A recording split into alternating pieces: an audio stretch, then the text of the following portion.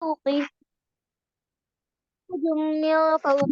موج من فوقه سحاب ظلمات بعضها فوق بعض إذا أخرج يده لم يكد يراها ومن لم يجعل الله له نورا فما له من نور ألم تر أن الله يسبح له من في السماوات والأرض والطير صافات كل قد علم صلاته وتسبيحه والله عليم بما يفعلون ولله ملك السماوات والأرض وإلى الله المصير ألم تر أن الله يزجي سحابا ثم يؤلف بينه ثم يجعله ركاما فترى الودق يخرج من خلاله فينزل من السماء من جبال فيها من برد فيصيب به من يشاء ويصرفه عن من يشاء يكاد سنا برقه يذهب بالأبصار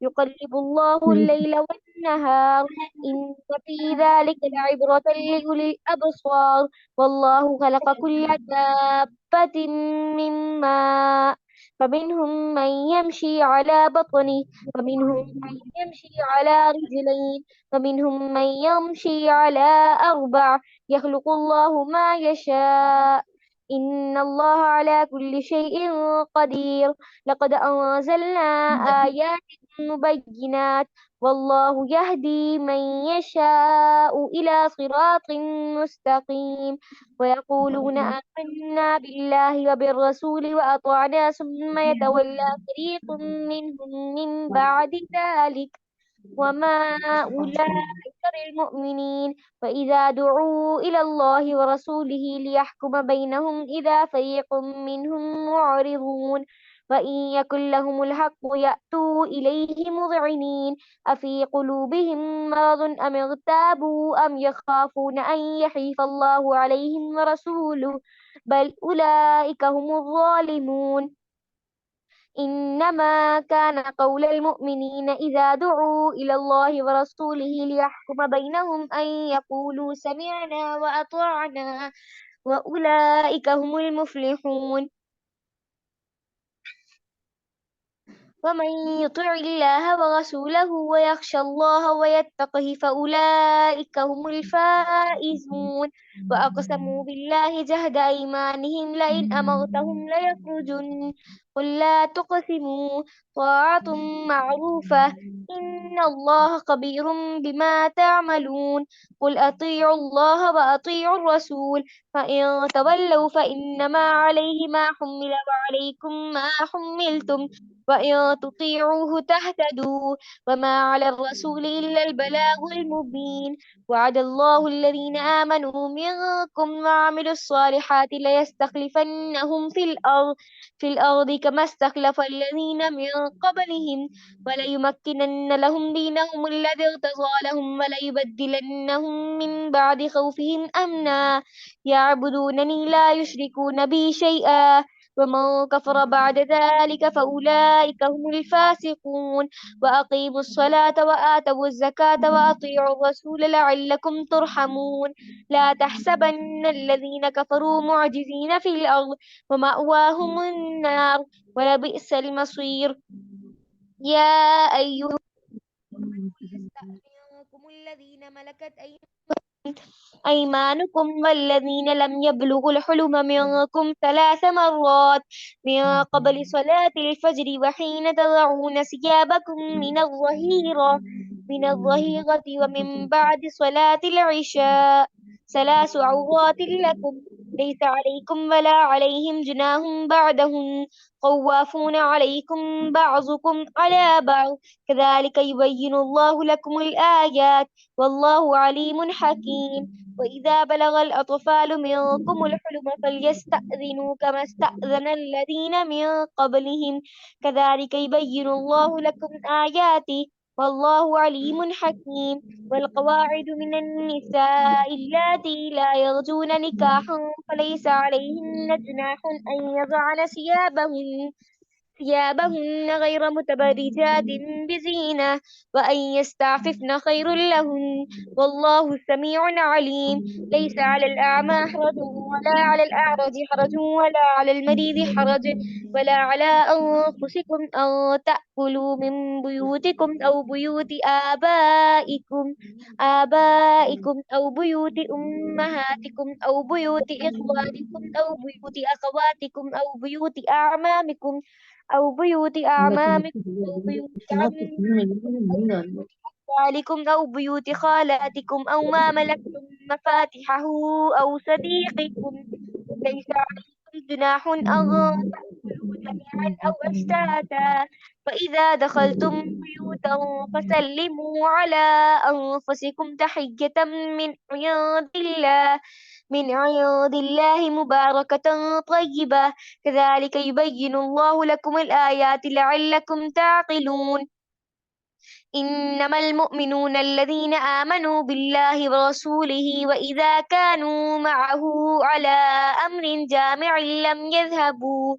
جامع لم يذهبوا حتى يستأذنوه إن الذين يستأذنونك أولئك الذين يؤمنون بالله ورسوله فإذا استأذنوك لبعض شأنهم فأذن لمن شئت منهم واستغفر لهم الله إن الله غفور رحيم لا تجعلوا دعاء الرسول بينكم كدعاء بعضكم بعضا قد يعلم الله الذين يتسللون منكم لواذا فليحذر الذين يخالفون عن أمره أن تصيبهم فتنة أو يصيبهم عذاب أليم ألا إن لله ما في السماوات والأرض قد يعلم ما أنتم عليه ويوم يرجعون إليه فينبئهم بما عملوا والله بكل شيء عليم سورة الفرقان بسم الله الرحمن الرحيم تبارك الذي نزل الفرقان على عبده ليكون للعالمين نذيرا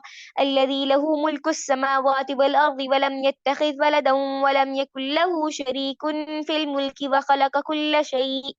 وخلق كل شيء فقدره تقديرا واتخذوا من دونه آلهة لا يخلقون شيئا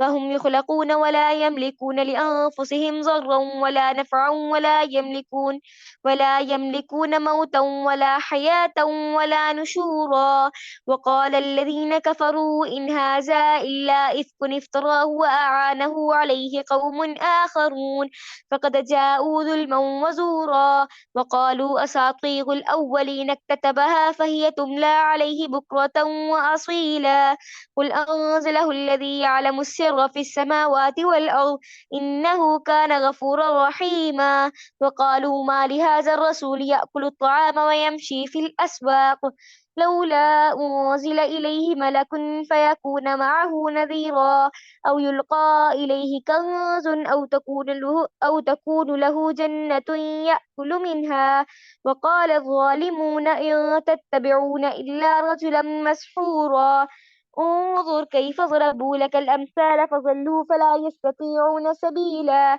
تبارك الذي إن شاء جعل لك خيرا من ذلك جنات تجري من تحتها الأنهار ويجعل لك قصورا بل كذبوا بالساعة وأعتدنا لمن كذب بالساعة سعيرا إذا رأتهم من مكان بعيد سمعوا لها تغيظا وزفيرا وإذا ألقوا منها مكانا ضيقا مقرنين دعوا هنالك ثبورا لا تدعوا اليوم ثبورا واحدا ودعوا ثبورا كثيرا قل أذلك خير أم جنة الخلد التي وعد المتقون كانت لهم جزاء ومصيرا لهم فيها ما يشاءون خالدين كان على ربك وعدا مسئولا ويوم يحشرهم وما يعبدون من دون الله فيقول أأنتم أضللتم عبادي هؤلاء أم هم ضلوا السبيل قالوا سبحانك ما كان ينبغي لنا أن نتخذ من دونك من أولياء ولكن متعتهم وآباءهم حتى نسوا الذكر وكانوا قوما بورا فقد كذبوكم بما تقولون فما تستطيعون صرفا ولا نصرا ومن يظلم منكم نذقه عذابا كبيرا وما أرسلنا قبلك من المرسلين إلا إنهم ليأكلون الطعام ويمشون في الأسواق وجعلنا بعضكم لبعض فتنة أتصبرون وكان ربك بصيرا صدق الله العظيم. اعوذ باللہ من الشیطان الرجیم بسم اللہ الرحمن الرحیم جزاک اللہ خیرا وحسن الجزاء فی الدارین۔ اللہ تعالیٰ بارگاہ الہی میں قبول فرمائے اور اللہ تعالیٰ اس کا اجر عظیم عطا فرمائے۔ الحمدللہ رب العالمین۔ اللہ تبارک تعالیٰ نے ایک چھٹی کے بعد دوبارہ ہم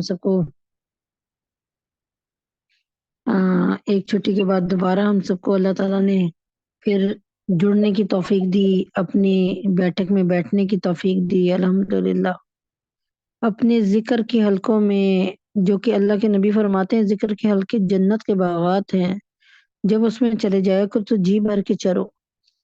اللہ تعالیٰ ہمیں جی بھر کے چرنے کی توفیق عطا فرمائے۔ یہ ذکر کے حلقے ہیں، جنت کے باغات ہیں، اللہ تعالیٰ ان کو قبول اور منظور فرمائے۔ اللہ تعالیٰ ہماری چھوٹی چھوٹی محنتوں کو قبول فرمائے۔ اللہ ہماری غلطیوں کو، اللہ پاک آپ ہمیں قبول فرما لیں، آپ ہمیں قبول فرما لیں، آپ ہمیں قبول فرما لیں۔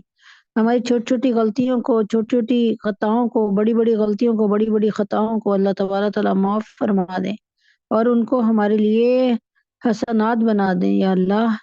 جیسے آپ فرماتے ہیں نا کہ میں غلطیوں کو، گناہوں کو حسنات بنا دیتا ہوں، تو اللہ تعالیٰ ہماری بھی غلطیوں کو، گناہوں کو ہماری حسنات، ہماری نیکیاں بنا دے۔ شروع کرتے ہیں جہاں سے جو ہے چھوڑا تھا وہی سلسلہ۔ اب یاد ہوگا سورہ نور میں جو ہے اللہ تعالیٰ کے حکم سے میں نے آپ کو بتایا تھا کہ سورہ نور کیوں نازل ہوئی، اور سورہ نور کو جو ہے اللہ تعالیٰ نے ایک اس پر بڑا اعزاز ہے سورہ نور کے متعلق کہ سورہ نور جو ہے اللہ پاک سے بڑی ایک بات ہے، شاید آپ نے پہلے نہ سنی ہو۔ سورہ نور جو ہے وہ اللہ تبارک تعالیٰ فرماتے ہیں کہ میں نے یہ سورت نہ صرف نازل کی ہے، نازل تو ساری صورتیں اللہ نے کی ہیں، کوئی صورت خود نازل نہیں ہو گئی، تو لیکن نازل تو اللہ نے کی ہیں، لیکن اللہ تعالیٰ فرماتے ہیں کہ نہ صرف میں نے اس کو نازل کی ہے بلکہ یہ بھی کیا کہ اس کو کہا بھی کہ یہ تمہارے پر نازل ہونے کے بعد فرض ہو گئی ہے، یعنی یہ صورت فرض ہو گئی ہے۔ اچھا، اب یہاں پر سورہ نور سے پہلے میں یہ بتانا پسند کرتی ہوں کہ جنگ احزاب میں ابھی قصہ آئے گا، تو اس لیے میں بہت ڈیٹیل نہیں بتا رہی کہ غزوہ احزاب جو کہ سنہ 5 ہجری کو ہوا، اور اس میں 25 دن مسلمانوں کی یہ حالت تھی کہ کھانے کو نہیں، پینے کو نہیں، سخت سردی، دشمنوں کا یہ حال کہ سامنے والی صفوں میں بھی دشمن، یعنی کفار مکہ اور مشرکین مکہ، اور اس کے بعد سامنے والی صفوں میں بھی دشمن، اور اس کے بعد سامنے بھی دشمن، اور دشمنوں میں منافقین مکہ شامل، اور اس کے ساتھ دشمنوں میں منافقین مکہ شامل، اور پھر کیا کہتے ہیں مدینہ طیبہ میں جہاں میں نبی پاک صلی اللہ علیہ وسلم جب آئے تھے تو انہوں نے یہودیوں کے ساتھ، کیونکہ اوس اور خزرج نے تو نبی پاک صلی اللہ علیہ وسلم کے انصار بن گئے نا، مددگار بن گئے، تو ایک دوسری قوم کون تھی، دوسری امت قوم کون تھی، وہ تھی یہودیوں کی۔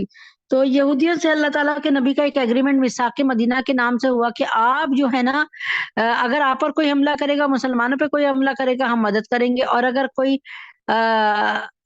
ہم پہ کوئی حملہ کرے گا تو آپ لوگ مدد کریے گا۔ تو یہ ایگریمنٹ ہو چکا تھا باقاعدہ۔ تو یہ جب ایگریمنٹ ہو گیا تو یہ ایگریمنٹ ہو گیا، تو اب اللہ تبارک تعالیٰ کے حکم سے پھر یہ ایسے بدبخت یہودی دیکھیں ابھی بھی تکلیف پہنچا ہی رہے ہیں ہم سب کو۔ تو کس طرح مسلمانوں کو بے دردی سے مار رہے ہیں، کیسے بچوں کا جینوسائڈ کر رہے ہیں، اللہ رحم کر دے۔ تو یہ انہوں نے نبی پاک صلی اللہ علیہ وسلم کے ساتھ بھی غداری کی، اور جب نبی پاک صلی اللہ علیہ وسلم کو دیکھا کہ اوس و خزرج کے قبیلے پہلے ان سے سارے مسائل پوچھتے تھے، ان کے پاس جاتے تھے کہ وہ عالم ہے، کتاب کے عالم تھے، تورات کے، تو اب جب نبی پاک صلی اللہ علیہ وسلم آئے تو سارے جو ہیں لوگ اوس و خزرج قبیلے کے انصاری صحابہ، وہ سب نبی پاک صلی اللہ علیہ وسلم کے پاس جمع ہونے لگے۔ ابھی یہ کیا کرتے تھے کہ جب یہ ان کے حق میں فیصلہ دیتے تھے تو وہ ان کو خوب سونا چاندی زیورات اور زمینیں دیتے تھے۔ تو اب یہ تھا کہ ان کو اپنا بزنس ختم ہوتا نظر آ رہا تھا، کہ وہ تو یہ سمجھ گئے کہ یہ تو نبی پاک صلی اللہ علیہ وسلم کے پاس ہی صرف جاتے ہیں۔ تو پھر یہ ہوا کہ جنگ احزاب میں، غزوہ احزاب جو کہ 5 ہجری میں ہوا تھا، اس میں یہ ہوا کہ اتنا برا حال تھا مسلمانوں کا، پتھر پہ پیٹ پہ پتھر باندھے ہوئے تھے، اور کھانے کو نہیں، پہننے کو نہیں، پینے کو نہیں، بہت برا حال تھا۔ تو 25 دن بعد اللہ تعالیٰ کی رحمت نے جوش مارا، اللہ تعالیٰ ادھر فلسطین میں بھی اللہ تعالیٰ کی رحمت جوش مارے، اللہ کرے آمین یا رب العالمین۔ تو جب جوش مارا تو اللہ تبارک تعالیٰ نے آندیاں چلائیں، راتوں رات ہی کفار سارے بھاگ گئے، اور ان کے جانور رسی تلا کر انہی کو رونتے رہے۔ تو اس کا ذکر سورہ احزاب میں آئے گا۔ تو اللہ تعالیٰ نے اس میں کتنے، اس جنگ میں کیا ہوا، جب جنگ احزاب میں جنگ خندق بھی مطلب تھی یہ، تو احزاب کہتے ہیں لشکروں کو، اور اس میں یہ تھا کہ جب سلیمان فارسی رضی اللہ تعالیٰ عنہ سے پوچھا کہ تمہارے یہاں، کیونکہ تم فارس سے، اور فارس اس وقت بہت کمپیٹنٹ اور بہت وہ مانے جاتے تھے، جن کی بڑی شان و شوکت تھی، تو انہوں نے پوچھا حضرت فارس سے، کہ حضرت سلمان فارسی سے، کہ تمہارے یہاں فارس میں کیسے لڑائی ہوتی ہے؟ تو انہوں نے کہا کہ خندق کے کھود کے۔ اب خندق کھودتے کھودتے ایک چٹان آ گئی، نبی کسی سے نہیں ٹوٹی، نبی پاک صلی اللہ علیہ وسلم کو بلایا، آپ نے پہلا کدال مارا تو چمک ہوئی، تو اس میں پتہ چلا کہ روم فتح ہو جائے گا مسلمانوں کے ہاتھوں، یہ خوشخبری اللہ پاک نے دی۔ پھر دوسرا کدال مارا تو روشنی ہوئی، تو آواز آئی کہ اب فارس بھی مسلمانوں کے ہاتھ فتح ہوگا۔ یہ دونوں اس وقت کی سپر پاور تھی۔ تو یہ دونوں سپر پاور تھی، تو کیا ہوا کہ روم اور فارس کی خوشخبری آ گئی، اور اس کے بعد اللہ تعالیٰ نے 25 دنوں بعد کفار مکہ کو اس طرح نیست و نابود ذلیل کروا دیا، اور پھر کہ وہ بھاگ گئے، آندیاں آئیں، ان کے ہانڈیاں الٹ گئیں، اور ان کے خیمے اکھڑ گئے، ان کے جانور ایک رسیاں تلا تلا کے اپنے انہی کو رونتے ہوئے چلے گئے۔ تو یہ تمام اسباب بنے کھڑے الحمدللہ۔ ابھی نبی پاک صلی اللہ علیہ وسلم مدینہ طیبہ، یعنی خوب مال غنیمت وغیرہ حاصل ہوا سب کچھ، اب نبی پاک صلی اللہ علیہ وسلم ابھی مدینہ طیبہ آئے ہیں، ان کو آواز آ گئی اللہ کی طرف سے، جبریل امی کا پیغام آ گیا کہ ابھی آپ نے کرنا نہیں ہے، کیونکہ نبی پاک صلی اللہ علیہ وسلم کو سمجھ آ گئی تھی کہ آپ جناب صلی اللہ علیہ وسلم اپنے اس غزوے پہ جاتے ہوئے تمام کے تمام عورتوں، بچوں اور مردوں کو، جو بزرگ تھے، بنو قریظہ کے قریب ہی قریب کر کے چلے گئے، سار جگہ سے نا، پورے مدینے سے وہاں سمیٹ کے لے آئے۔ لیکن بنو قریظہ نے اس قدر بدعہدی کی کہ وہ کس سے، کفار مکہ سے تو در پردہ ملے ہوئے تھے، اور انہوں نے اپنی کفار مکہ نے کہہ دیا تھا کہ ہم ہی غالب آئیں گے، پھر ہم تمہیں نوچ کے رکھ دیں گے، تو یعنی تو پھر وہ در پردہ کفار مکہ کے ساتھ ہی مل گئے۔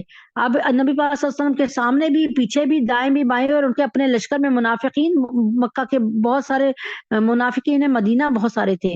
تو اب یہ تھا کہ نبی اکرم صلی اللہ علیہ وسلم کو پھر اللہ تعالیٰ نے روم کی اور فارس کی فتح کی خوشخبری سنائی، ایران اور روم کی، اور پھر ساتھ میں ایک اور بھی کہا کہ آج کے بعد اے محمد صلی اللہ علیہ وسلم، آپ نے لڑنے جانا، آپ پر کوئی حملہ نہیں کر سکے گا، یعنی اب تک آپ بچاؤ کی جنگ لڑتے رہیں، اب آپ اقدام کی جنگ لڑیں، آپ جائیں۔ تو ظاہر ہے حملہ تو وہی کرتا نا جو تھوڑی سی پاور میں ہو، اس کا مطلب اللہ تعالیٰ نے وعدہ کر لیا کہ ہم مسلمانوں کو طاقت دیں گے، پاور دیں گے۔ تو اب یہ بات ان کو سمجھ آ گئی تھی کہ ہم لڑ کر مسلمانوں کو رام نہیں کر سکتے، نیچے نہیں جھکا سکتے، ہمیں مسلمانوں میں پھوٹ ڈلوانی چاہیے، مسلمانوں کے اندر نہ آپس میں، اور خود نبی پاک صلی اللہ علیہ وسلم کی کوئی ایسی بات ڈھونڈو جو غلط قسم کی ہو، جس کا چرچا اور نبی پاک صلی اللہ علیہ وسلم کی عزت مسلمانوں کے دل سے ختم ہو جائے۔ تو یہ تمام باتیں سامنے رکھی گئی، اور پھر کیا ہوا، پھر میں نے آپ کو بتایا کہ پھر یہ آیتیں کیوں شروع ہوئیں اور کیا ہوا، مطلب یہ سارا کیا واقعہ تھا جس کی وجہ سے سورہ نور اس کی وجہ بنی. 2 رکوع اما عائشہ کی شان میں کیوں نازل ہوئے؟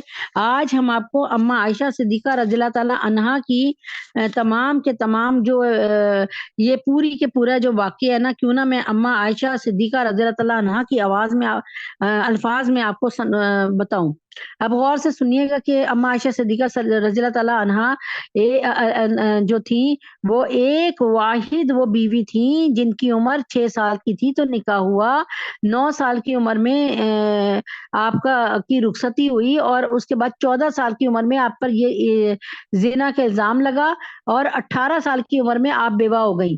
اب یہ واحد بیوی تھی، ورنہ نبی پاک صلی اللہ علیہ وسلم کی تقریباً ساری بیویاں یعنی کافی حد تک ساری بیویاں، جیسے خدیجہ رضی اللہ تعالیٰ عنہا بھی تھیں، اور پھر زینب بنت جہش بھی تھیں، اور ام سلیم تھیں. یہ ساری کی ساری پہلے سے بیوہ تھیں عورتیں. ٹھیک ہے، تو پھر کیا میں آپ کو بتا رہی تھی، ہاں تو اب یہ کفار کو سمجھ آ گیا تھا کہ پھوٹ ڈالنی چاہیے، نبی پاک صلی اللہ علیہ وسلم کی محبت اور اہمیت ان کے دلوں سے نکالنی چاہیے، اور نعوذ باللہ نبی پاک صلی اللہ علیہ وسلم کو ان کے خاندان کو بدنام کر دینا چاہیے، تاکہ مسلمان نبی پاک صلی اللہ علیہ وسلم کی پیروی نہ کرے اور مسلمانوں کے قدم اکھڑ جائیں. اس پر بڑی ان لوگوں کی یہ ہر وقت اسی ٹو میں رہتے تھے کہ کسی طریقے سے جو ہے کوئی بات کوئی ہاتھ آ جائے جس سے نبی پاک صلی اللہ علیہ وسلم کے خاندان کو برا بلا کہہ جائے.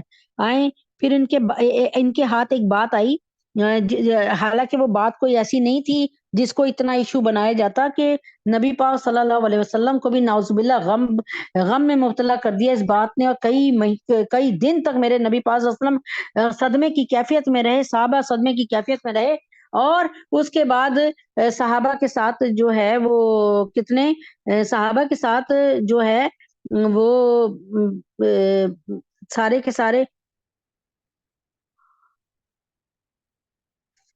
کے سارے جو ہے پورا کے پورا نظام جو تھا نا اس وقت اس میں صدمے میں آ گیا. تو اب اما عائشہ کی زبانی ساری بات سنتے ہیں، اصل میں ہوا کیا تھا وہ سنتے ہیں، تاکہ پتہ چلے کہ بھائی بیچ میں سے سٹوری کیا ہے. صحیح بخاری وغیرہ میں مروی ہے کہ اب یہ صحیح بخاری کی حدیث میں نے آپ کے سامنے لے کے آئی ہوں، اور میں پڑھ رہی ہوں تفسیر قرآن نہیں درس قرآن مولانا محمد اشرف علی تھانوی صاحب، جنہوں نے بہشتی زیور لکھی، اور یہ اس میں تفسیر ملحظ، اس تفسیر ابن کثیر، معالف القرآن، بیان القرآن اور دیگر تفاسیر، یعنی بہت ساری کتابوں کو لے کر یہ ایک جو ہے درس قرآن بنا ہے، جس میں بہت محقق کتابیں یعنی تحقیق شدہ کتابیں ہیں، اور اس میں سے یہ لے کر نہ یہ اس کو لکھا گیا ہے، جو کہ حضرت جو ہے وہ حضرت اشرف علی تھانوی صاحب نے لکھا ہے. اب اما عائشہ صدیقہ رضی اللہ تعالیٰ عنہ کی تمام کہانی والی جو ان پہ زنا کا الزام لگا، آئیے آپ کے سامنے ہیں. اور اما عائشہ صدیقہ رضی اللہ تعالیٰ عنہ کی زبانی صحیح بخاری میں سے لے کے صحیح بخاری وغیرہ میں مروی ہے کہ آپ جناب صلی اللہ علیہ وسلم غزوہ بنی مستلق سے، جو کہ 6 ہجری میں ہوا، مدینہ منورہ واپس تشریف لا رہے تھے، اور تو اما عائشہ صدیقہ رضی اللہ عنہ آپ کے ہمراہ تھیں. آپ ایک بیوی کو لے کے جاتے تھے اپنے نا سفر میں.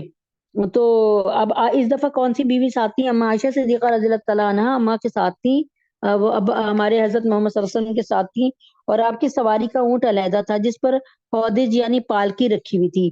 آپ ہودج میں پردہ چھوڑ کر بیٹھ جاتی تھی، یعنی پالکی میں بیٹھ جاتی تھی. جمال یعنی پالکی اٹھانے والے اس ہودج کو اٹھا کر اونٹ پر باندھ دیتے تھے، یعنی اس پالکی کو اٹھا کر اونٹ پہ باندھ دیتے تھے. دوران سفر ایک روز ایک منزل پر مقام ہوا. کوچ سے ذرا پہلے اما عائشہ صدیقہ رضی اللہ عنہ کو قضائے حاجت کی ضرورت پڑی، یعنی باتھ روم جانے کی ضرورت پڑی. اس وقت باتھ روم تو تھے نہیں، جنگل کی طرف جایا جاتا تھا، جس کے لیے قافلے سے علیحدہ ہو کر جنگل کی طرف تشریف لے گئی. واپسی میں آپ کے گلے میں جو ہار تھا وہ آپ کو نظر ہی نہ آیا، کہیں اتفاقاً ٹوٹ کر گر گیا. یہ ہار آپ کی بڑی بہن اما حضرت اسماء رضی اللہ تعالیٰ عنہ کا تھا، جس کو یعنی آپ عاریتن مانگ کر لے کے آئی تھی، یعنی ادھار مانگ کے لے کے آئی تھی، سمجھانے کو کہہ رہی ہوں. چنانچہ اس کو ڈھونڈنے کے لیے پھر واپس گئیں، ہار ڈھونڈنے کے لیے واپس گئیں، اور اس کی تلاش میں دیر لگ گئی. جائے قیام پر یعنی اس جگہ پہ، اس اسپاٹ پر جہاں سے نبی پاک صلی اللہ علیہ وسلم نے کوچ کرنا تھا، آپ نہیں پہنچ سکی. آپ اپنا ہار ڈھونڈنے لگ گئی. جمال جو ہے اور اس کی تلاش میں دیر لگ گئی، اور جمال جو ہے یعنی جو اٹھانے والے تھے نا پالکی، آپ کا ہودج یا پالکی، وہ جمال حسب معمول ہودج باندھنے آئے اور اس کے پردے پڑے ہونے سے گمان کیا۔ پردے جب پڑے ہوئے تو انہوں نے سوچا کہ اما عائشہ صدیقہ رضی اللہ عنہا اس میں موجود ہے۔ اٹھاتے وقت انہیں کوئی شبہ نہ ہوا، کیونکہ بدن میں آپ بہت ہلکی اور پھلکی نحیف اور نحیف تھیں، بہت کمزور سی تھیں۔ غرض جمالوں نے ہودج اٹھا کر یعنی پالکی اٹھا کر اونٹ پر باندھ کر اونٹ چلتا کر دیا۔ اب جب آپ واپس آئیں تو وہاں پر کوئی موجود نہ تھا، قافلہ کوچ کر چکا تھا۔ نہایت استقلال سے آپ نے یہ رائے قائم کی کہ یہاں سے جانا اب خلاف مصلحت ہے۔ جب آگے جا کر میں ناؤ ملوں گی، حضور پاک صلی اللہ علیہ وسلم کو پتہ چلے گا کہ میں نہیں آئی، وہیں رہ گئی، تو یہیں آپ واپس تلاش کرنے کے لیے ضرور آئیں گے مجھے، اور ہم مجھے لے جائیں گے۔ رات کا وقت تھا، نیند کا غلبہ ہوا۔ یہ اصل میں رات کا وقت نہیں تھا، یہ بس سحری ٹائم تھا، یوں سمجھے۔ وہیں لیٹ گئیں۔ قافلے کے پیچھے ایک آدمی لشکر کی گری پڑی چیزیں اٹھانے کی غرض سے ذرا فاصلے پر رہا کرتا تھا، یعنی نبی پاک صلی اللہ علیہ وسلم نے حضرت صفوان بن معطل رضی اللہ تعالیٰ عنہ کو نا اس کام کے لیے مقرر کیا تھا کہ آپ 2 میل پیچھے سفر کیا کریں، اور جو ہماری چیز کوئی نظر آ جائے تو وہ آپ واپس لے آیا کریں۔ تو کیا ہوا کہ وہ ذرا فاصلے پر چلتے تھے، اس سفر میں حضرت صفوان ایک صحابی جو نہایت نیک طینت اور پاک دامن صحابی تھے، اس خدمت میں مامور تھے۔ وہ اس موقع پہ صبح کے وقت پہنچے، دیکھا کہ ایک آدمی پڑا سو رہا ہے۔ قریب آ کر پہچانا کہ اما عائشہ صدیقہ رضی اللہ تعالیٰ عنہا ہے، کیونکہ اس کا پردے کا حکم آنے سے پہلے انہوں نے آپ کو دیکھا ہوا تھا۔ دیکھ کر گھبرا گئے اور نہایت افسوس سے انا للہ و انا الیہ راجعون پڑھا، جس سے اما عائشہ صدیقہ رضی اللہ تعالیٰ عنہا کی آنکھ کھل گئی۔ فوراً چہرہ چادر سے ڈھانک لیا۔ حضرت صفوان نے بغیر کسی گفتگو کے اونٹ آپ کے پاس لا کر بٹھلا دیا۔ آپ اس پر پردے کے ساتھ سوار ہو گئی۔ انہوں نے اونٹ کی جو مہار ہے نا، یعنی اونٹ کی رسی جو ہے، وہ پکڑ کر چلنا شروع کر دیا۔ دوپہر کے وقت قافلے سے جا ملے۔ بس یہ واقعہ تھا اور بات کچھ بھی نہ تھی، مگر مدینہ اس وقت منافقوں کا گڑھ تھا۔ عبداللہ بن ابی جو منافقین کا سردار تھا اور باطن میں بڑا ہی خبیث اور جناب رسول پاک صلی اللہ علیہ وسلم کا دشمن تھا، اس کو ایک شگوفہ ہاتھ آ گیا، ایک بات مل گئی، اور کمبخت ملعون نے واہی تواہی بکنا شروع کر دی۔ اما عائشہ صدیقہ رضی اللہ عنہا پہ تہمت تراشی اور بہتان بازی کا ایک طوفان اٹھا لیا اس نے۔ بعض روایت میں اس ملعون عبداللہ بن ابی رئیس المنافقین کے الفاظ بھی آئے ہیں، جن کو نقل کرتے ہوئے دل لرزتا ہے، اس لیے ان الفاظ کو میں نہیں بیان کرتی۔ الغرض منافقین نے اس واقعے کو خوب نمک مرچ لگا کر چرچا شروع کر دیا، اور مدینے میں 1 ماہ تک شہر میں یہی چرچا ہوتا رہا۔ بعض سیدھے سادے نواقع مسلمان بھی سنی سنائی باتوں کا تذکرہ کرنے لگے، اور یعنی دل میں کہنے لگے کہ یعنی ایک دوسرے سے کہنے لگے کہ ایسا کیا اما عائشہ نے ایسا کیا ہے، اس طرح بس عام طور پر سب مسلمانوں کو اور خود جناب رسول اللہ پاک صلی اللہ علیہ وسلم کو اس شہرت کا سخت صدمہ تھا۔ ایک مہینے تک یہی قصہ رہا۔ آخر یہ آیتیں برات میں اللہ تعالیٰ نے نازل فرمائی، جو یہاں سے شروع ہو کے پورے 2 رکوع میں ختم ہوتی ہیں، یعنی اتنی ساری آیتیں اما عائشہ صدیقہ رضی اللہ تعالیٰ عنہ کی گواہی میں کہ آپ پاکیزہ ہیں، اور آپ کو اللہ تعالیٰ کے نبی اکرم صلی اللہ علیہ وسلم کے علاوہ کسی مطلب آپ جو ہیں آپ کسی گناہ میں مبتلا نہیں ہیں۔ اچھا، اور تاریخ اسلام بلکہ تمام عالم کی تاریخ میں تاریخ نبوت ایسے واقعے سے خالی ہے کہ کسی نبی کی بیوی پر ایسے الزام لگایا گیا ہو اور ایسے بہتان لگایا گیا جیسے ام المومنین اما عائشہ صدیقہ رضی اللہ تعالیٰ عنہ پہ لگایا گیا۔ اس لیے اس واقعے کی تفصیلات مدینہ پہنچنے کے بعد خود اما عائشہ صدیقہ رضی اللہ تعالیٰ عنہ کی زبانی بھی سن لیجیے۔ اب اما عائشہ صدیقہ اپنی واقعہ بتا رہی ہیں۔ اما عائشہ فرماتی ہیں کہ جیسا کہ احادیث میں لکھا ہے، مروی ہے کہ اس سفر سے ہم مدینہ آئے۔ مدینہ آتے ہی میں بیمار پڑ گئی، مہینے بھر تک میں بیماری میں ہی رہی۔ نہ میں نے کچھ سنا، نہ کسی نے مجھے کچھ کہا، نہ کچھ گلگپاڑا لوگوں میں ہو رہا تھا۔ جو کچھ گلگپاڑا لوگوں میں ہو رہا تھا میں اس سے بالکل بے خبر تھی۔ البتہ میرے جی میں میں یہ خیال ہر بسا اوقات آ جاتا تھا، گزرتا تھا کہ آپ جناب صلی اللہ علیہ وسلم کی محبت میں کمی کی کیا وجہ ہے۔ بیماری میں عام طور پہ جو شفقت آپ جناب صلی اللہ علیہ وسلم کو میرے ساتھ ہوتی تھی، اس بیماری میں وہ بات نہیں پا جاتی، اور نبی پاک صلی اللہ علیہ وسلم تھوڑے سے دور دور رہتے ہیں، اس لیے مجھے رنج تو بہت تھا مگر کوئی وجہ معلوم نہیں تھی۔ ہاں حضرت صلی اللہ علیہ وسلم تشریف لاتے، سلام کرتے اور دریافت فرماتے طبیعت کیسی ہے، اور کوئی بات نہ فرماتے، اس سے مجھے بڑا صدمہ ہوتا، مگر بہتان بازوں کی تہمت سے میں بالکل بے خبر تھی کہ حالات کیا چل رہے ہیں۔ اس وقت تک گھروں میں رفع حاجت کے لیے کوئی انتظام نہیں تھا، یعنی ٹوائلٹ نہیں تھا، اور عرب کے قدیم عادت کے مطابق ہم لوگ میدان میں رفع حاجت کے لیے جایا کرتے تھے۔ عورتیں عموماً رات کو جایا کرتی تھیں۔ حسب عادت میں مستہ کے ساتھ قضائے حاجت کے لیے چلی۔ اس وقت میں بہت ہی کمزور ہو رہی تھی۔ یہ مستہ میرے والد کی خالہ زاد بہن تھی، یعنی کزن تھی۔ ان کے لڑکے کا نام مستہ تھا۔ جب واپس آنے لگے تو مستہ کا پاؤں چادر میں الجھا اور ان کو ٹھوکر لگی، اور بے ساختہ ان کی زبان سے نکلا، مستہ غارت ہو۔ میں نے کہا اچھی ماں ہو، بیٹے کو کوس رہی ہو، اور بیٹا بھی وہ جس نے جنگ بدر میں حصہ لیا، یعنی بدری صحابی بنا۔ وہ بولی بی بی آپ کو کیا معلوم؟ میں نے کہا کیا بات ہے؟ انہوں نے کہا وہ بھی ان لوگوں میں شامل ہے جو تم کو بدنام کرتے پھر رہے ہیں۔ مجھے تو سخت حیرت ہوئی اور ان کے سر ہو گئی۔ میں ان سے پوچھنے لگی بتائے مجھے کیا بدنام کر رہے ہیں، کم از کم مجھے سارا واقعہ تو کہو۔ اب انہوں نے بہتان بازوں کی ساری کارستانیاں مجھے سنا دی۔ میرے تو ہاتھوں کے طوطے اڑ گئے، رنج و غم کا مجھ پہ پہاڑ ٹوٹ پڑا۔ بیمار تو میں پہلے ہی سی تھی، اس خبر نے تو مجھے بالکل نڈھال کر دیا۔ جو تو کر کے میں گھر پہنچی۔ اب صرف یہ خیال تھا کہ میں اپنے والدین کے گھر جا کر اور اچھی طرح معلوم تو کروں کہ کیا واقعی میری نسبت ایسی افواہیں پھیلی ہوئی ہیں اور اتنی غلیظ قسم کی باتیں میرے لیے پھیلی ہیں۔ اتنے میں حضور پاک صلی اللہ علیہ وسلم گھر میں تشریف لائے اور دریافت فرمائے کیا حال ہے۔ میں نے کہا کہ اگر آپ اجازت بخشیں تو میں اپنے میکے چلی جاؤں۔ آپ نے اجازت دے دی اور میں اپنے والدین کے گھر چلی گئی۔ وہاں میں نے اپنی والدہ سے پوچھا کہ لوگوں میں کیا باتیں پھیل رہی ہیں اور لوگ میرے متعلق کیا بات کرتے ہیں۔ ماں نے کہا اے بیٹی تم رنج نہ کرو، کوئی ایسی بڑی بات نہیں، دنیا کا قاعدہ یہی ہے کہ جو عورت خوبصورت ہو اور خوب سیرت ہو اور اپنے شوہر کے نزدیک بلند مرتبت ہو، اپنے شوہر کے یعنی لاڈلی ہو، تو حسد کرنے والے اس کے ضرر کے در پہ ہو جاتے ہیں، اس کو نقصان پہنچاتے ہیں۔ میں نے کہا سبحان اللہ، کیا لوگوں میں اس کا چرچا ہے اور کیا میرے والد صاحب کو بھی اس کا علم ہے؟ ماں نے کہا ہاں۔ میں نے کہا کیا رسول پاک صلی اللہ علیہ وسلم کو بھی اس کا علم ہے؟ ماں نے کہا ہاں۔ میں نے کہا اے ماں اللہ تمہاری مغفرت کرے، لوگوں میں تو اس کا چرچا اور تم نے مجھ سے اس کا ذکر تک نہیں کیا۔ یہ کہہ کر میری چیخیں نکل گئیں۔ حضرت ابوبکر صدیق رضی اللہ تعالیٰ عنہ بالا خانہ میں یعنی اوپر والی منزل میں قرآن کریم کی تلاوت فرما رہے تھے۔ میری چیخ سن کر نیچے آئے اور والدہ سے دریافت کیا۔ ماں نے کہا اس کو قصہ کی خبر ہو گئی ہے، اس کو ساری بات پتہ چل گئی ہے۔ یہ سن کر حضرت ابوبکر صدیق رضی اللہ عنہ کی آنکھیں بے پڑی اور مجھ کو اس شدت سے لرزہ آیا کہ میری والدہ نے تمام گھر کے کپڑے مجھ پر ڈال دیے اور میں سردی سے کپکپا رہی تھی۔ اب تو مجھے رنج و غم نے اس قدر گھیرا کہ بیان سے باہر ہے۔ اس وقت سے جو میں نے رونا شروع کیا، واللہ ایک دم بھر کے لیے میرے آنسو نہیں تھمے۔ میں سر ڈال کر روتی رہی اور ساری رات اسی حالت میں گزار دی۔ آنسوؤں کی لڑی نہ تھمی۔ ادھر حضور پاک صلی اللہ علیہ وسلم پہ وحی کے آنے میں جب تاخیر ہوئی تو آپ نے حضرت علی اور حضرت اسامہ سے مشورہ کیا۔ حضرت اسامہ بن زید رضی اللہ عنہ نے عرض کیا یا اللہ، وہ آپ کے اہل ہیں جو آپ کے شایان شان ہیں اور منصب نبوت اور رسالت کے مناسب ہیں، ان کی عصمت اور عفت کا تو پوچھنا ہی کیا۔ یعنی انہوں نے اما عائشہ صدیقہ رضی اللہ عنہا کے حق میں گواہی دی۔ آپ کے یعنی یہ بتایا کہ ہمارا انہوں نے اگر حضور پاک صلی اللہ علیہ وسلم کو ہمارا خیال معلوم کرنا ہے تو عرض ہے کہ جہاں تک ہم کو معلوم ہے آپ کے اہل اور ازواج مطہرات میں ہم نے کبھی سوائے خیر و خوبی کے کو اور نیکی اور بھلائی کے کوئی چیز نہیں دیکھا۔ حضرت علی رضی اللہ تعالیٰ عنہ سے پوچھا تم کیا کہتے ہو عائشہ کے متعلق؟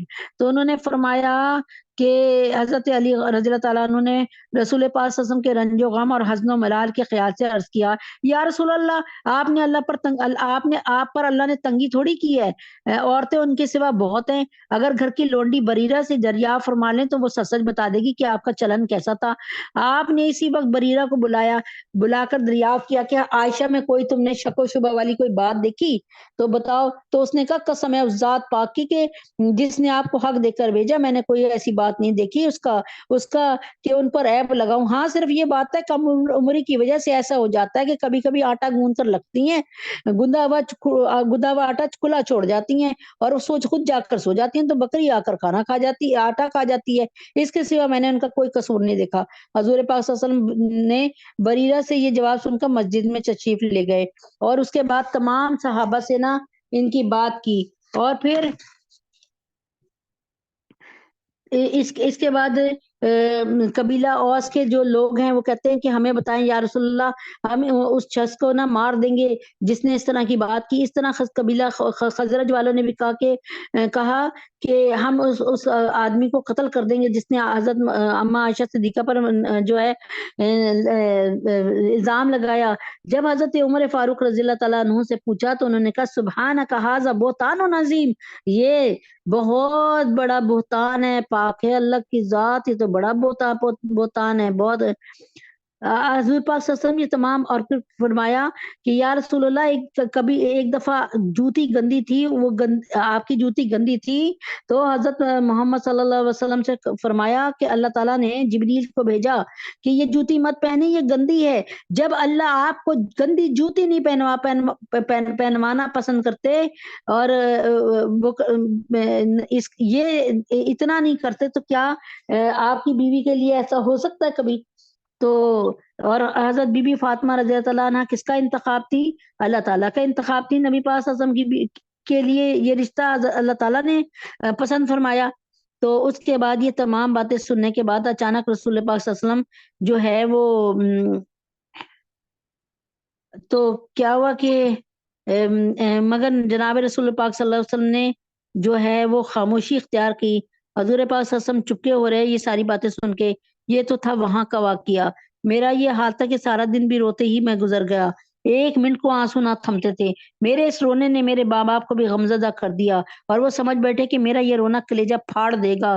دونوں حیرت زدہ اور اداس بیٹھے ہوئے تھے اور مجھے تو رونے کے سوا اور کوئی کام ہی نہ تھا کہ اچانک رسول پاک صلی اللہ علیہ وسلم تشریف لائے اور سلام کر کے بیٹھ گئے. مہینہ بھر گزر گیا تھا. حضور پاک صلی اللہ علیہ وسلم کی یہی حالت تھی, کوئی وحی نہیں آتی تھی اور کہ فیصلہ ہو سکے. آپ نے بیٹھتے ہی اول تو تشہد پڑھا, پھر اما بعد فرما کر کہا اے عائشہ تمہاری نسبت مجھے یہ خبر پہنچی ہے, اگر واقعی تم پاک دامن ہو تو تمہاری پاکیزگی اللہ تعالیٰ ظاہر فرما دیں گے, اور اگر فی الحقیقت تم سے کوئی لغزش یعنی کوئی گناہ ہو گیا تو اللہ سے توبہ استغفار کرو. بندہ جب گناہ کر کے اپنے گناہ کے اقرار کے ساتھ خدا کی طرف جھکتا ہے اور اسے معافی طلب کرتا ہے تو اللہ تعالیٰ اسے بخش دیتے ہیں. آپ نے اتنا فرما کر آپ خاموش ہو گئے. یہ سنتے ہی میرا رونا دھونا سب جاتا رہا, آنسو تھم گئے. میں نے اول تو اپنے والد سے درخواست کی کہ میری طرف سے حضور پاک صلی اللہ علیہ وسلم کو آپ جواب دیجئے, لیکن انہوں نے فرمایا واللہ میری سمجھ میں نہیں آتا میں حضور پاک صلی اللہ علیہ وسلم کو کیا جواب دوں. اب میں نے اپنی والدہ کی طرف دیکھا, ان سے کہا کہ آپ رسول پاک صلی اللہ علیہ وسلم کو جواب دیجئے, لیکن انہوں نے بھی یہی کہا کہ میں نہیں سمجھ سکتی کیا جواب دوں. آخر میں نے خود ہی جواب دینا شروع کیا اور میں نے کہا آپ سب نے ایک بات سنی اور اسے اپنے دل میں بٹھا لی اور گویا سچ سمجھ لیا. اب اگر میں کہوں کہ میں اس سے الزام سے بالکل بری ہوں اور میری عزت بالکل محفوظ ہے اور خدا خوب جانتا ہے میں واقعی اس الزام سے بری ہوں, تو آپ اس کو سچ نہیں سمجھیں گے. اور اگر اس کا اقرار کر لوں کہ ہاں میں نے ایسا کیا ہے, حالانکہ خدا خوب جانتا ہے میں اس سے بری ہوں, میں نے ایسا کام نہیں کیا, تو آپ اس کو مان لیں گے. سو خدا کی قسم میں وہی بات کہوں گی جو یوسف علیہ السلام کے والد نے کہا, فصبر جمیل واللہ المستعان علی ما تصفون. اتنا کہہ کر میں وہاں سے اٹھ کر اپنے بستر پہ آ لیٹی اور میں یقین کرتی تھی کہ چونکہ میں پاک ہوں اور میں پاکیزہ ہوں, اللہ تعالیٰ میری برات یعنی میری بے گناہی اپنے رسول کو ضرور بتائیں گے. لیکن یہ تو میرے وہم و گمان میں بھی نہیں تھا کہ میرے بارے میں قرآن کریم کی آیتیں نازل ہو جائیں گی. میں اپنے آپ کو اس سے بہت کمتر سمجھتی تھی کہ میرے بارے میں خدا کے کلام کی آیتیں اتریں. ہاں مجھے زیادہ سے زیادہ یہ خیال ہوتا تھا کہ ممکن ہے خواب میں اللہ تعالیٰ میری برات حضور پاک صلی اللہ علیہ وسلم کو دکھا دیں کہ اور یہ بتا دیں کہ بھئی عائشہ بے گناہ ہے. سو خدا کی قسم ابھی نہ تو رسول پاک صلی اللہ علیہ وسلم اپنی جگہ سے ہٹے تھے, نہ گھر والوں میں سے کوئی گھر کے باہر نکلا تھا کہ حضور پاک صلی اللہ علیہ وسلم پہ وحی نازل ہونا شروع ہو گئی. اور نزول وحی کے وقت جس طرح آپ پسینہ پسینہ ہو جاتے ہیں, اسی طرح اس وقت آپ کے بدن اطہر سے موتیوں کی طرح پسینے کے قطرے ٹپکنے لگے. اور ابن اسحاق کی روایت ہے کہ حضور پاک صلی اللہ علیہ وسلم اما عائشہ صدیقہ روایت ہے کہ اما عائشہ صدیقہ رضی اللہ عنہا فرماتی ہیں جس وقت آپ پر وحی کا نزول شروع ہوا، خدا کی قسم میں بالکل نہیں گھبرائی، کیونکہ میں جانتی تھی میں بالکل بری ہوں اور اللہ تعالیٰ مجھ پہ ظلم نہیں فرمائیں گے۔ لیکن میرے ماں باپ کا خوف سے یہ حال تھا کہ مجھ کو اندیشہ ہوا کہ کہیں ان کی جان ہی نہ نکل جائے۔ ان کو یہ خوف تھا کہ کہیں ایسا نہ ہو کہ وہی جو ہے عائشہ صدیقہ رضی اللہ عنہا کے خلاف نازل ہو جائے، جیسا کہ یہ لوگ کہتے ہیں ویسی ہی وہی نازل ہو جائے۔ تو میرے والد حضرت ابوبکر صدیق کا یہ حال تھا کہ کبھی رسول پاک صلی اللہ علیہ وسلم کی طرف دیکھتے، کبھی میری طرف، جب رسول پاک صلی اللہ علیہ وسلم کی طرف نظر کرتے تو یہ اندیشہ ہوتا کہ نامعلوم آسمان سے حق تعالیٰ کا کیا فیصلہ نازل ہو، تو پھر قیامت تک ٹل نہیں سکے گا، یعنی قرآن بن جائے گا، قرآن کا حصہ بن جائے گا۔ اور جب میری طرف دیکھتے تو میرے سکون و اطمینان کو دیکھ کر ان کو ایک امید ہو جاتی۔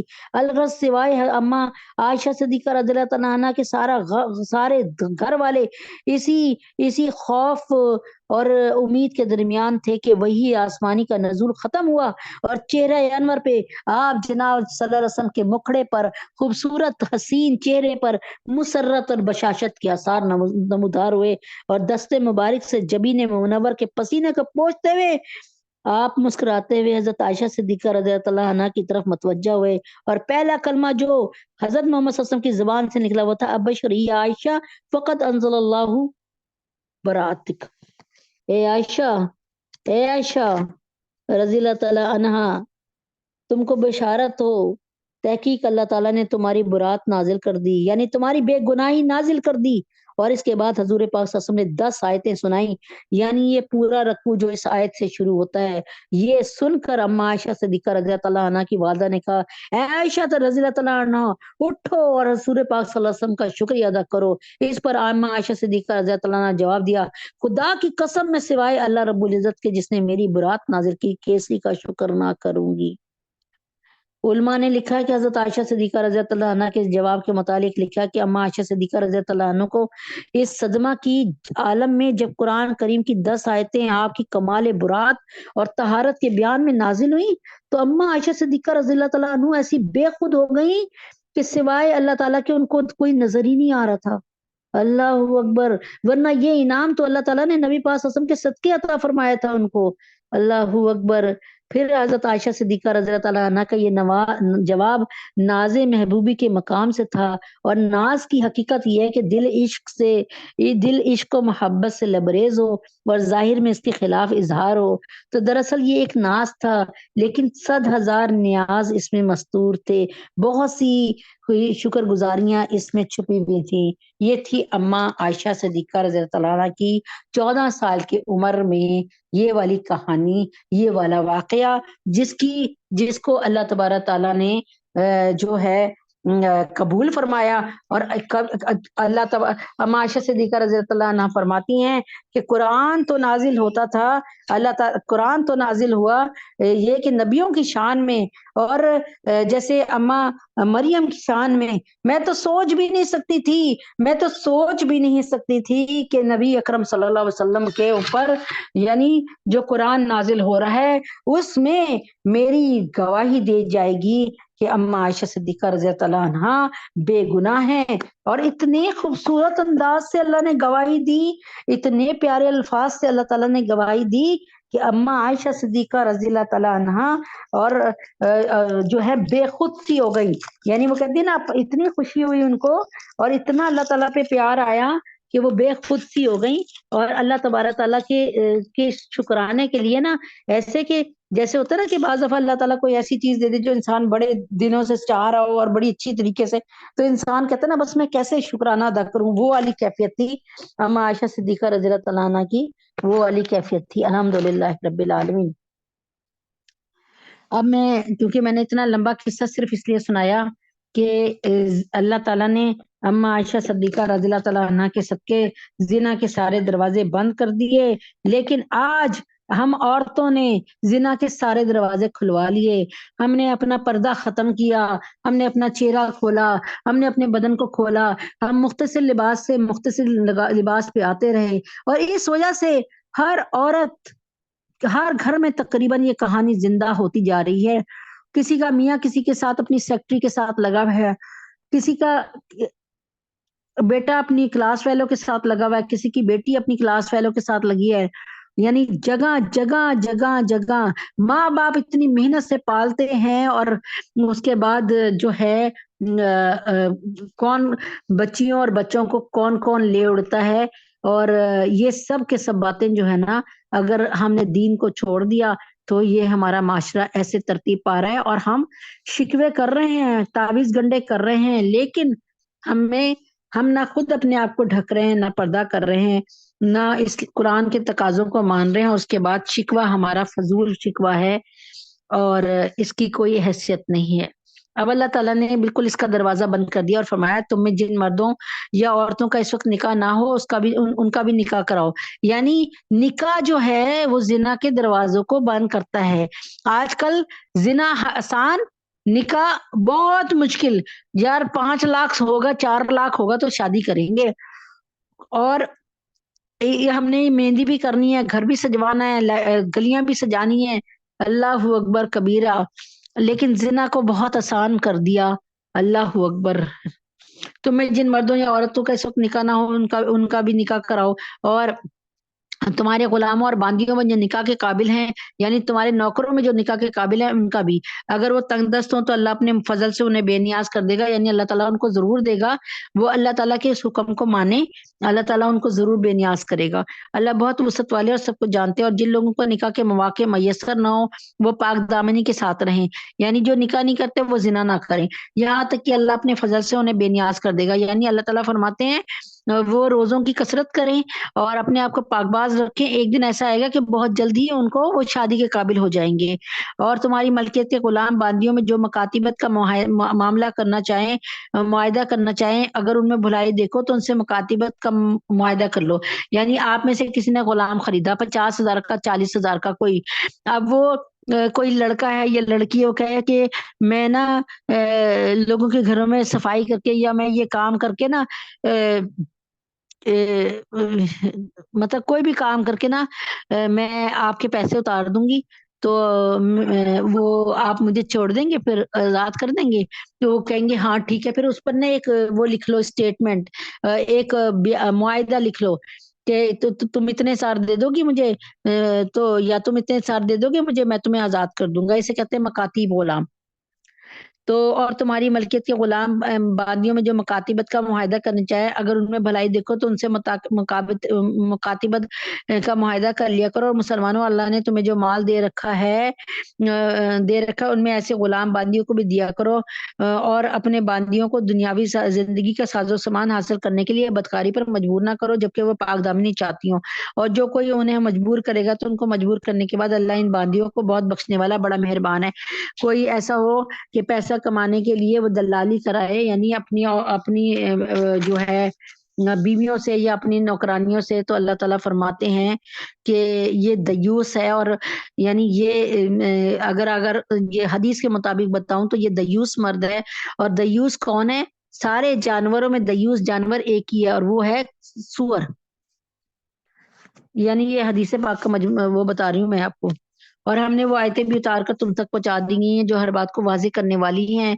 और वलक़द अंज़लना इलैकुम आयातिम मुबय्यिनातिन व मसलन मिनल लज़ीना खलौ मिन क़ब्लिकुम व मौइज़तल लिल मुत्तक़ीन अल्लाहु नूरु समावाति वल अर्ज़। फरमाया कि और इन लोगों की मिसालें भी जो तुमसे पहले गुजर चुकी हैं, हमने वो भी बता दी तुम्हें, और वो नसीहत भी जो अल्लाह से डरने वालों के लिए कारआमद हो। अल्लाह तमाम आसमान और जमीनों का मालिक है, और अल्लाह अल्लाह तमाम आसमानों और जमीनों का नूर है। उसके नूर की मिसाल कुछ ऐसी है जैसे एक ताक हो जिसमें चिराग रखा हो। ये अल्लाह ताला अपने नूर की मिसाल बता रहे हैं कि मेरा नूर कैसा है, कहाँ तक फैला हुआ है।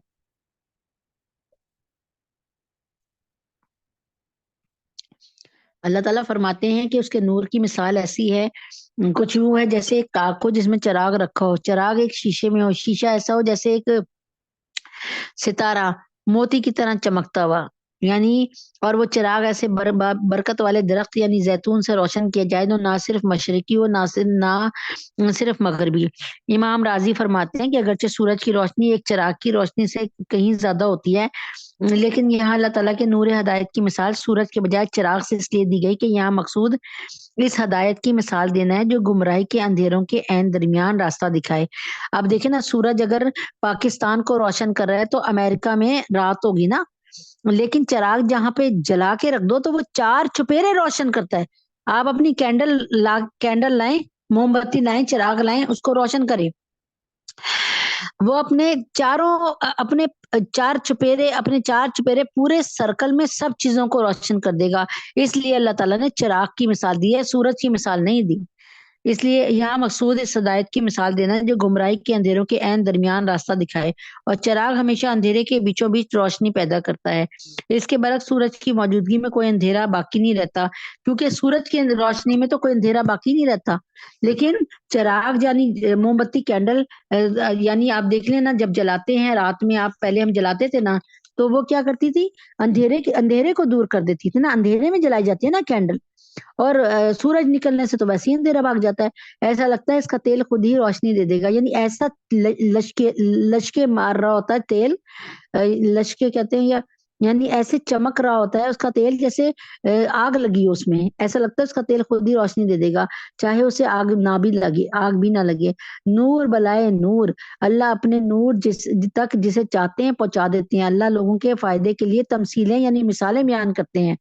यहाँ पे अल्लाह ताला बताते हैं कि पक्के हुए जैतून का तेल अगर खालिस हो तो खुद इसमें इतनी चमक होती है कि वो दूर से रोशन मालूम होता है, लगता है जैसे रोशनी निकल रही है उसमें से। जिन घरों के बारे में अल्लाह ने ये हुक्म दिया कि उनको बुलंद मकाम दिया जाए, उनमें उसका नाम लेकर जिक्र किया जाए, तो उसमें सुबह शाम वो लोग तस्बीह करते हैं जिन्हें कोई तिजारत या कोई खरीदो फरोख्त ना अल्लाह की याद से गाफिल करती है, ना नमाज कायम करने से और ना ज़कात देने से। अल्लाह ताला अपने अपने लोगों का जिक्र करते हैं।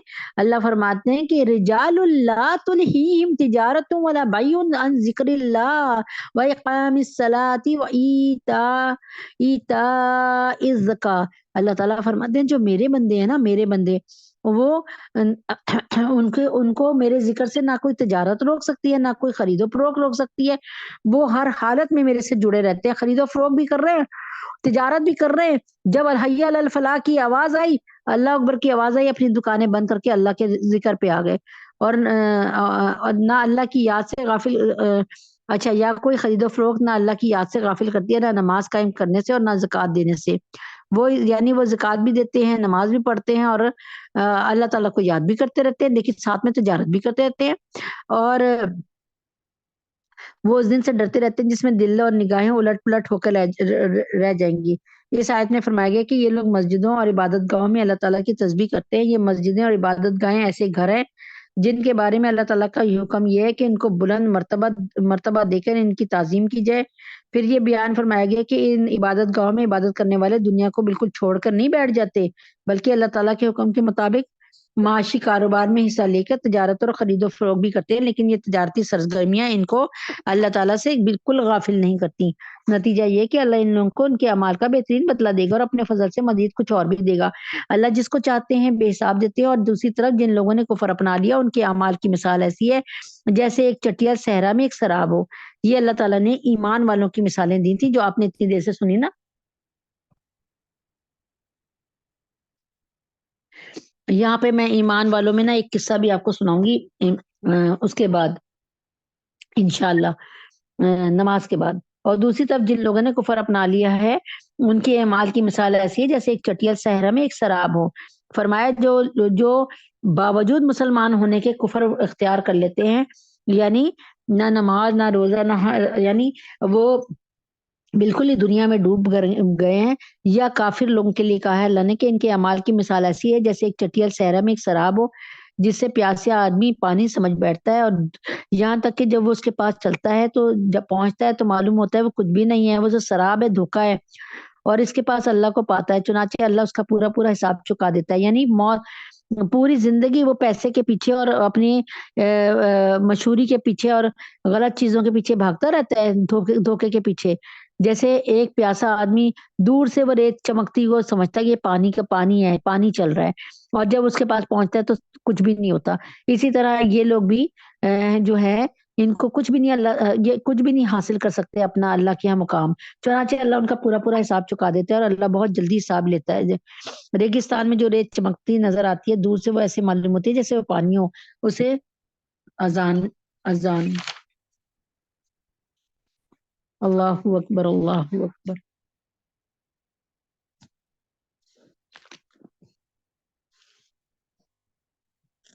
اشهد اللہ اکبر اللہ اکبر اشهد ان لا الہ الا اللہ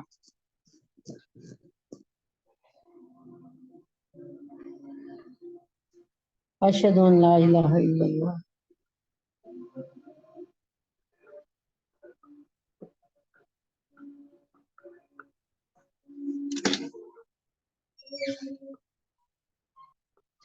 اشهد ان لا الہ الا اللہ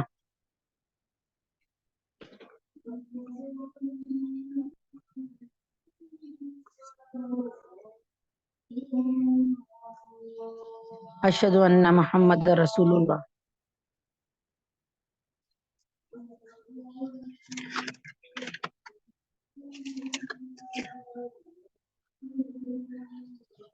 اشهد ان محمد رسول اللہ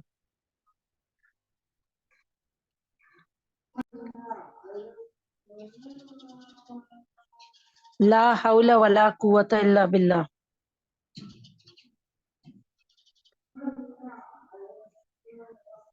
لا حول ولا قوة الا باللہ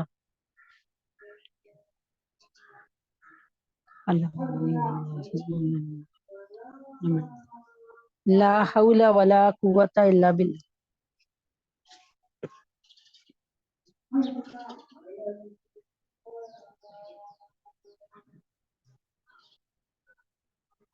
لا حول ولا قوة الا باللہ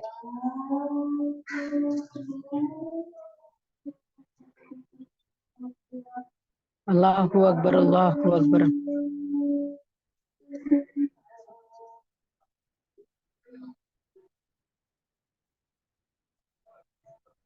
لا الہ الا اللہ اللہم صلی علی محمد وعلی آل محمد كما صليت على إبراهيم وعلى آل إبراهيم إنك حميد مجيد اللهم بارك على محمد وعلى آل محمد كما باركت على إبراهيم وعلى آل إبراهيم إنك حميد مجيد اللهم رب هذه الدعوة التامة والصلاة القائمة آت محمدا الوسيلة والفضيلة وبث مقاما محمودا الذي وعدته إنك لا تخلف الميعاد السلام علیکم ورحمۃ اللہ وبرکاتہ. نماز پڑھتے ہیں اور اس کے بعد یہیں سے میٹنگ کو دوبارہ شروع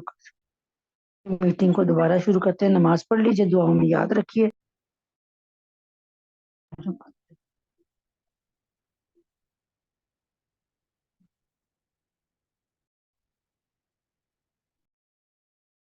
اعوذ باللہ من الشیطان الرجیم بسم اللہ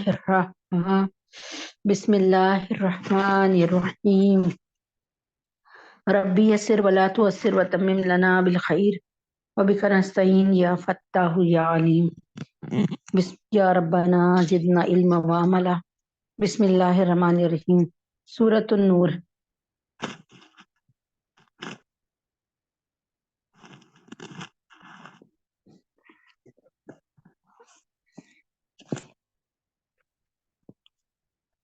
یا پھر ان اعمال کی مثال ایسی ہے جیسے کسی گہرے سمندر میں پھیلے ہوئے اندھیرے. اور میں دونوں باتیں آپ کو بتا دیتی ہوں کہ پہلے جو ہے صاحب جو ہے ایسا دل جس میں اللہ کا خوف ہو, نیک اور پاکیزہ, نتھرا ہوا. اللہ تعالیٰ فرماتے ہیں اس کی مثال ایسی ہے کہ جیسے نور علی نور, جیسے ایک تاک جو ہوتا ہے نا, جو آلہ سا بنا ہوتا ہے, جس طرح جیسے دیوار میں بنا ہوتا ہے چیزیں رکھنے کے لیے, جیسے ایک تاک میں ایک جو ہے چراغ پڑا ہو, چراغ میں ایسا تیل ہو جو جس کو آگ نہ بھی لگے تو لگے جیسے کہ وہ آگ کی لشکاریں مار رہا ہے. آگ یعنی اتنا صاف ستھرا تیل, اور وہ اس زیتون کا ہو جو جسے ہر طرف سے نا روشنی مل رہی ہو. یعنی یہ نہیں کہ اس میں کوئی آڑ ہو, سورج کی روشنی کے سامنے کھڑا ہو, چار چپیرے اس کو روشنی مل رہی ہو. تو ایسا وہ نتھرا ہوا تیل ہوتا ہے زیتون کا. ایسا زیتون بڑا قیمتی ہوتا ہے. اللہ تعالیٰ فرماتے ہیں پاکیزہ دل اور پاکیزہ روح کی مثال ایسی ہے. یہ مثال دی اپنے اللہ تعالیٰ نے, ایسی خوبصورت مثال دی ہے کہ یقین کریں کہ اس کو کئی گھنٹے بندہ لگائے سمجھانے میں, لیکن میں آپ کو صرف اتنا سا بتا رہی ہوں. اور اللہ تعالیٰ فرماتے ہیں برا آدمی, برا جس کا دل اندر سے خراب ہو, اس کی مثال کیسی ہے. اللہ تعالیٰ فرماتے ہیں جو दुनियावी जिंदगी के ऐश के पीछे लगा हो, अल्लाह को भूल जाता है। उन अमाल की उसकी उनके अमाल की मिसाल ऐसी है जैसे गहरे समंदर में फैले हुए अंधेरे, कि समंदर को एक मौज ने ढांप रखा हो, जिसके ऊपर एक और मौज हो, उसके ऊपर बादल गर्ज, ऊपर तले अंधेरे ही अंधेरे। अगर कोई अपना हाथ बाहर निकाले तो उसे उसे अपना हाथ भी ना देख पाए, और जिस शख्स को अल्लाह ही नूर अता ना करे उसके नसीब में कोई नूर नहीं।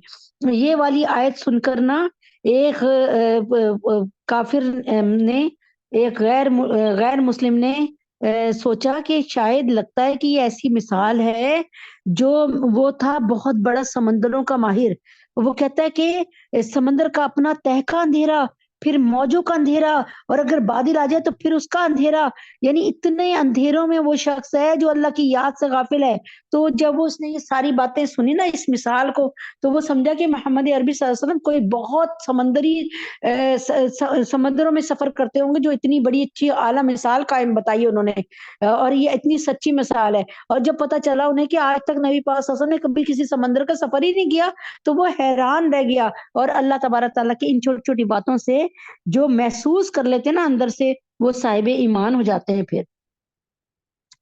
तो ये फिर अल्लाह ताला उस शख्स की मिसाल दे रहे हैं जिसको दुनियावी ख्वाहिशात ने ढांप लिया है, और जिसको हक नजर नहीं आ रहा। बस वो अपने मजे में, अपने मजे के लिए और अपने सुकून के लिए हर गलत काम कर सकता है। क्या तुमने देखा नहीं कि आसमान और जमीन में जो कुछ भी है, जो भी है, अल्लाह ही की तस्बीह करते हैं, और वो परिंदे भी जो पर फैलाए हुए उड़ते हैं। मैंने आपसे कहा था ना, मैं इसकी मिसाल आपको समझाऊंगी। नूरुन अला नूर, जिसका दिल नूरानी हो जाए उसका चेहरा नूरानी हो जाता है। मैं आपको बताती हूँ मुख्तसर करके। एक दफा का जिक्र है कि ये रावी जो है वो बताते हैं कि मेरी उम्र उस वक्त इतनी नहीं थी, मैं बस कम उम्र था। तो जिन्होंने ये बयान किया, कहने लगे मैं एक बाजार में जा रहा था, हिंदुस्तान के ना बाजार में, एक इंडिया के ना हिंदुस्तान के बाजार में। तो वहां पे मेरी नजर ना बाजार में एक शख्स पे पड़ी, जिनके चेहरे से ना नूर की शुआएं फूट रही थी। मैंने जब उनका नाम पूछा तो उन्होंने कहा नूर मोहम्मद ब्रह्मचारी। मैं कहूँ ये नूर मोहम्मद ब्रह्मचारी, आधा नाम इस्लामिक और आधा नाम हिंदुआना। कहने लगे ये इसकी वजह क्या है, आप और आपका चेहरा इस कदर। उन्होंने कहा कि आप फला फला मस्जिद में मेरी रिहाइश है, वहां आना। जब ये गए तो वो अपने हुजरे में जहां बताया था वहां पहुंचे, तो देखा कि हुजरे में इस कदर रोशनी हो रही है, लेकिन समझ नहीं आ रही है रोशनी कहाँ से आ रही है। और अभी वो हुजरे में बैठे थे कि वो साहिब भी आ गए। तो उन्होंने कहा कि आपका हुजरा इतना रोशन क्यों है? तो उन्होंने फिर बताया कि मैं हिंदू जात ब्राह्मण से ताल्लुक रखता था, और ब्राह्मण की जात सबसे आला जात समझी जाती थी। और मैं कॉन्वेंट में पढ़ता था, यानी कॉन्वेंट में पढ़ता था। और वहां पर हाँ, हमें पैदा होते साथ ही ये तालीम दी जाती थी कि मुसलमानों को कैसे जलीलो ख्वार करना है। तो मैंने सोचा कि क्यों ना मैं मुसलमानों की किताब पढ़कर मुसलमानों को जलीलो ख्वार करूं। और जब मैं मुसलमानों की किताब पढ़ता रहा, और जब ये इस आयत पे, सूरह रहमान की इस आयत पे आया, मरजल बहरैन यल्तक़ियान बैनहुमा बरज़ख़ुन ला यबग़ियान, तो कहते हैं मेरे दिल की दुनिया ही बदल दी अल्लाह ने। कि अल्लाह यानी कि अल्लाह तबारक ताला इसमें फरमा रहे हैं ना कि तुम देखोगे ना कि समंदर का एक तरफ का पानी खारा है और एक तरफ का पानी मीठा है, लेकिन वो आपस में मिल नहीं पा रहे। इधर क्या उठाओगे चुल्लू में पानी तो मीठा आ रहा है, और उधर से उठाओगे तो फिर वो खारा पानी आ रहा है, कड़वा पानी आ रहा है। लेकिन है एक समंदर में, पानी को कभी कोई मिलने से रोक सकता है? आप पानी में रूह अफ़ज़ा डालें, आप देखते हैं, देखें थोड़ी देर में कैसे कैसे हल हो जाता है। ये कभी हुआ कि गिलास में रूह अफ़ज़ा अलग से हो जाए, टिक जाए और बिल्कुल ना घुले और कलर को ना चेंज करे और पानी अलग हो जाए? ऐसा तो आपको पता है कभी नहीं हुआ। तो इसी तरीके से उसने कहा कि ये तो बात सच है। और फिर उसने रिसर्च करना शुरू की, क्योंकि वो जियोलॉजिस्ट था, वो उसमें था, वो जानता था, ये सारा कुछ पढ़ा हुआ था। उसने सोचा कि ये इतने साल पहले किताब नाजिल हुई और वो किताब ये बता रही है। उसके बाद वो मुसलमान हो गया। उसके घर में जब पता चला, तो मैं मुख्तसर कर रही हूँ, तो उन सब ने उसको मार मार के बाहर निकाल दिया, और इतनी पिटाई की कि जहां वो बेचारा जाता था वहीं वो लोग पहुंच जाते थे, जहां वो बेचारा जाता था वहीं वो लोग पहुंच जाते थे। यहाँ तक कि उसके लिए जिंदगी अजाब हो गई।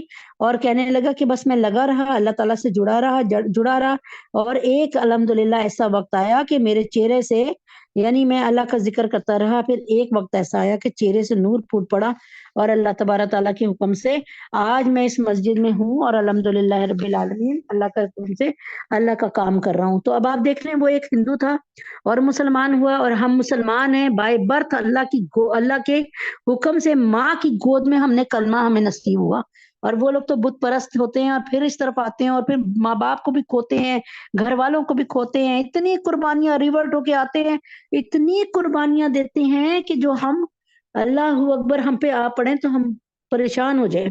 کیا تم نے دیکھا نہیں کہ آسمانوں و زمینوں میں جو بھی ہے اللہ ہی کی تسبیح کرتے ہیں، اور وہ پرندے بھی جو پر پھیلائے ہوئے اڑتے ہیں، ہر ایک کو اپنی نماز اور اپنی تسبیح کا طریقہ معلوم ہے، اور اللہ ان کے سارے کاموں سے پوری طرح باخبر ہے۔ اور آسمانوں اور زمینوں، یعنی اللہ تعالیٰ نے 18,000 مخلوقات بنائی، یعنی اب ایک بندر مخلوق ایک ہے، دوسرے نمبر پہ ایک مثال کے طور پہ ہاتھی کی ایک مخلوق ہو گیا، اب اس میں کتنے کروڑوں ہاتھی ہوں گے ان کو نہیں گنا، بس ایک کائنڈ آف کریچر ایک ایک کر کے بتا رہے ہیں۔ 18,000 مخلوقات اللہ تعالیٰ کی ہر وقت ثنا میں لگی رہتی ہیں، تسبیح میں لگی رہتی ہیں، لیکن نہیں تسبیح کوئی کرتا تو وہ ہے انسان اور جن۔ ہر ایک کو اپنی نماز اور اپنی تسبیح کا طریقہ معلوم ہے، اور اللہ ان کے سارے کاموں سے پوری طرح باخبر ہے، اور آسمانوں زمینوں کی بادشاہی اللہ رب العزت کے لیے ہے، اور اللہ ہی کی طرف سب کو لوٹ کر جانا ہے۔ کیا تم نے دیکھا نہیں کہ اللہ بادلوں کو ہنکاتا ہے، پھر ان کو ایک دوسرے سے جوڑ دیتا ہے، یعنی ایک بادل دوسرے بادل سے جا کے جڑ جاتا ہے، اور پھر جہاں اللہ تعالیٰ فرماتے ہیں کہ بارش برسا دو تو پھر وہیں پہ بارش برساتا ہے۔ کہتے ہیں ایک صحابی تھے جنہوں نے اپنی فصل کی بوائی کی، اور اس کے بعد نا وہاں پہ بارشیں بہت کم ہوتی تھی، تو پانی کا اور کوئی سسٹم ہی نہیں تھا، تو کوئی کنویں نہیں تھے قریب اتنا کوئی نہیں تھا خاص کے فصلوں کو سیراب کیا جائے، تو 2 رکعت نماز یہ بات سن کر کے وستعینوا بالصبر والصلاۃ، اور مدد حاصل کر لیا کرو نماز سے اور صبر سے، 2 رکعت نماز پڑھی اور اپنے خادم سے کہتے ہیں جاؤ دیکھو کہ زمینوں پر کوئی بارش ہوئی میری، وہ آ کے کہتا ہے نہیں کوئی بھی نہیں، پھر 2 رکعت نماز پڑھی، کہتے ہیں جاؤ دیکھ کے آؤ کوئی بارش ہوئی، اور آسمان کو دیکھنا کوئی آثار ہوئے، کہنے لگا کہ آگے کہتا ہے نہیں کچھ بھی نہیں ہوا، ہاں آسمان پر نا ایسے جیسے کہ ایک جانور کا پر ہو اتنا سائز کا نا کالا کالا ایک بادل آیا ہے، کہتے ہیں میرا کام بن گیا۔ پھر دوبارہ 2 رکعت نماز پڑھی، اور پڑھنے کے بعد کہتے ہیں اب جا کر دیکھو تو پتہ چلا وہاں پہ موسلا دھار بارش ہو رہی ہے، یعنی وہ سمجھتے تھے کہ نمازوں کے ذریعے اللہ کو منا لیتے تھے وہ اپنے، اور آسمانوں اور زمینوں کی بادشاہی اللہ کے لیے، اور اللہ کی طرف سب کو لوٹ کر جانا ہے۔ کیا تم نے دیکھا نہیں کہ اللہ بادلوں کو ہنکاتا ہے، پھر ان کو ایک دوسرے سے جوڑ دیتا ہے، پھر انہیں تہ بتہ گھٹا میں تبدیل کر دیتا ہے، پھر تم دیکھتے ہو بارش اس کے درمیان سے برس رہی ہے، اور آسمان میں بادلوں کی شکل میں جو پہاڑ کے پہاڑ ہوتے ہیں، یعنی اب آپ کبھی ہوائی جہاز کا سفر کریں، آپ دیکھیں نیچے ایسے لگتا ہے بادل پہاڑ کی صورت کھڑے ہیں، اللہ ان سے اولے برساتا ہے، پھر جس کے لیے چاہتا ہے ان کو مصیبت بنا دیتا ہے، اور جس سے چاہتا ہے اس کا رخ پھیر دیتا ہے، جسے چاہتا ہے بچا لیتا ہے۔ ایسا لگتا ہے کہ اس کی بجلی کی چمک آنکھوں کی بینائی اچک لے جائے گی، اتنی تیزی سے بجلی چمکتی ہے کہ ہم دیکھ ہی نہیں سکتے، یوں لگے گا کہ تیز روشنی میں آنکھیں ویسی ہو جاتی ہیں نا، بند سی ہو جاتی ہیں۔ وہی اللہ رات اور دن کا الٹ پھیر کرتا ہے۔ یقیناً ان سب باتوں میں ان لوگوں کے لیے نصیحت کا سامان ہے جن کے پاس دیکھنے والی آنکھیں ہیں، اور اللہ نے زمین پر چلنے والے ہر جاندار کو پانی سے پیدا کیا ہے، پھر ان میں کچھ وہ ہیں جو اپنی پیٹ کے بل چلتے ہیں، یعنی پیٹ کے بل کون سا کچھوا چلتا ہے، اور آپ نے دیکھا ہے کہ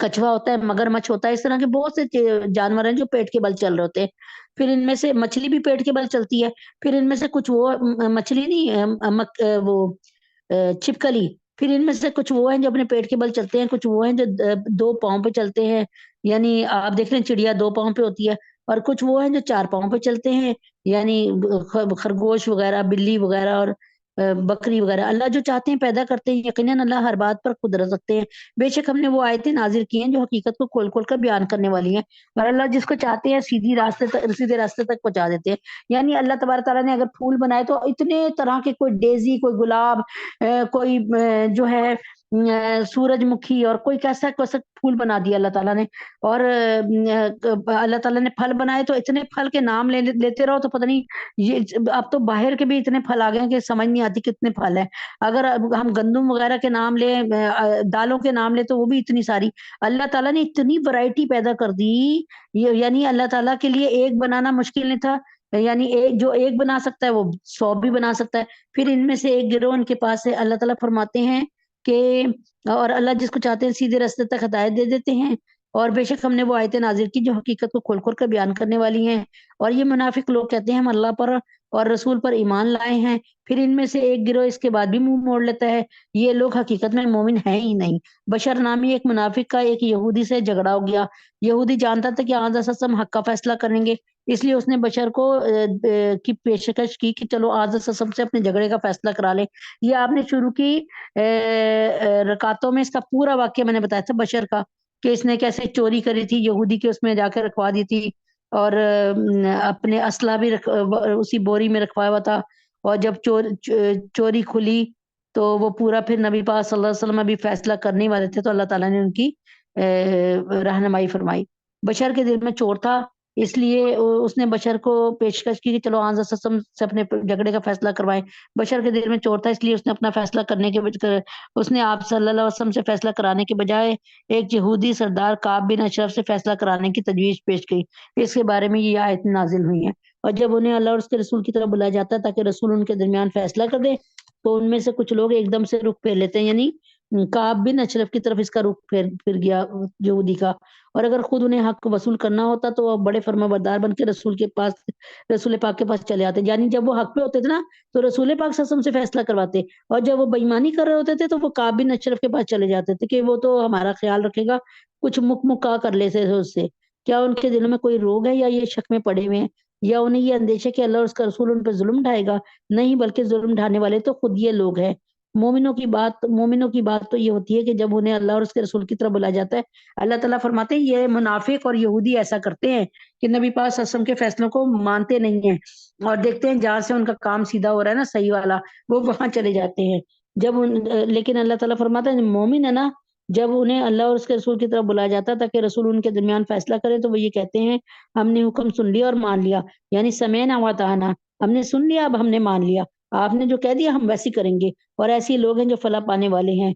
और यानी ये काफिर और ये जो होते हैं ना यहूदी, जो जो कभी सोचते थे, यानी कभी नबी पाक सल्लल्लाहु अलैहि वसल्लम के पास नौबत आ जाती थी ना फैसले की, तो ये ना अपनी मर्जी का फैसला चाहते थे, और जब अपनी मर्जी का फैसला नहीं होता था तो कहते थे हमने नहीं मानना। और अल्लाह ताला बता रहे हैं मोमिनों का ये हाल था कि जब नबी पाक सल्लल्लाहु अलैहि वसल्लम ने किसी बात में फैसला दे दिया तो कहते थे समेना व अताअना, हमने सुन लिया अब हमने मान लिया।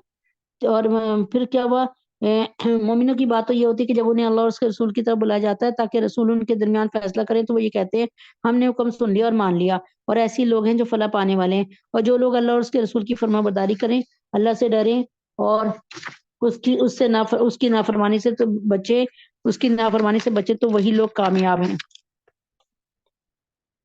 और ये मुनाफिक लोग बड़े जोरों से अल्लाह की कसमें खाते हैं, अगर ए पैगंबर तुम इन्हें हुक्म दोगे तो ये निकल खड़े होंगे, इनसे को कसमें ना खाओ, तुम्हारी फर्मा बरदारी का सबको पता है। यकीन यानी हम कहते हैं कि जब जहाद का मौका ना होता ना, तो ये मुनाफिक लोग मुंह भर भर कर कसमें खाते थे कि हजूर पाक सल्लल्लाहु अलैहि वसल्लम ने अगर हमें हुक्म दिया तो जहाद के लिए हम निकल खड़े होंगे। लेकिन जब वक्त आता तो कोई ना बहाना करके जान छुड़ा लेते थे। इनसे को कसमें ना खाओ, तुम्हारी फर्मा बरदारी का सबको पता है। यकीन जानो तुम जो करते हो अल्लाह उससे पूरी तरह बाखबर है।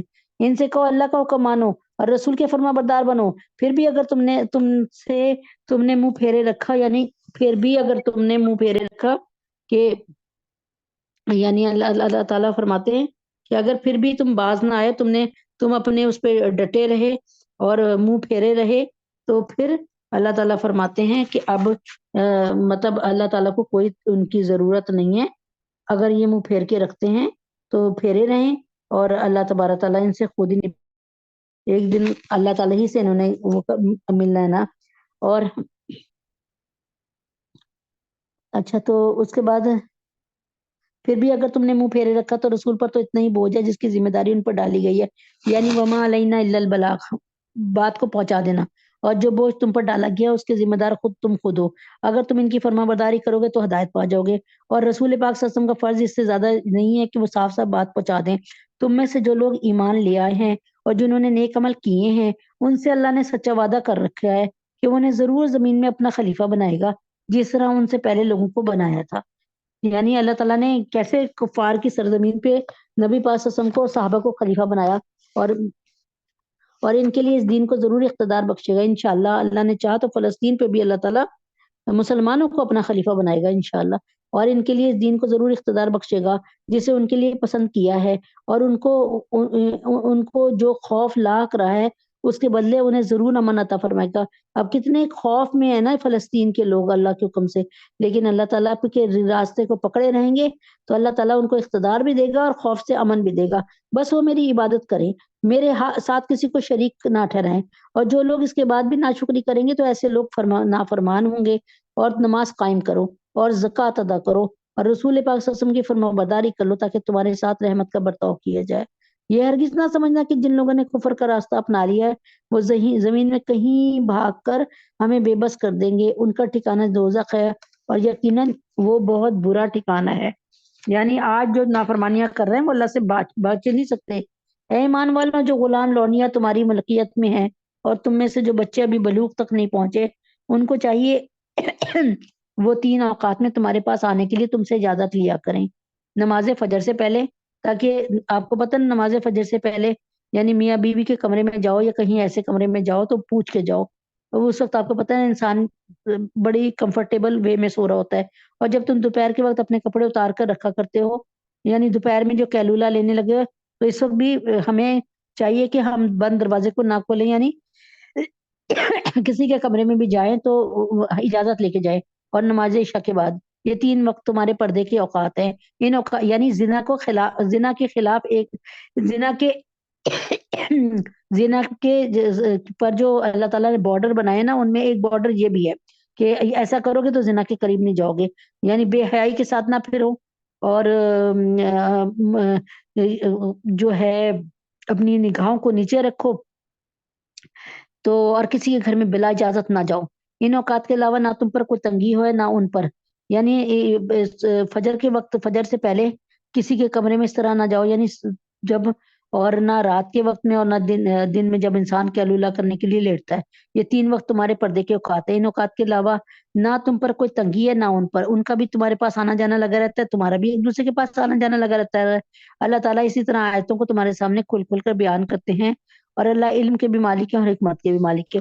اور جب تمہارے بچے بلوغ کو پہنچ جائیں یعنی بالغ ہو جائیں تو وہ بھی اسی طرح اجازت لیا کریں جیسے اس سے پہلے بالغ ہونے والے اجازت لیتے ہیں. جیسے بڑے اجازت لیتے ہیں ویسے بچوں کو بھی چاہیے کہ اجازت لے کے ماں باپ کے کمرے میں جائیں. اللہ اسی طرح اپنی آیتیں کھول کھول کے تمہارے سامنے بیان کرتا ہے.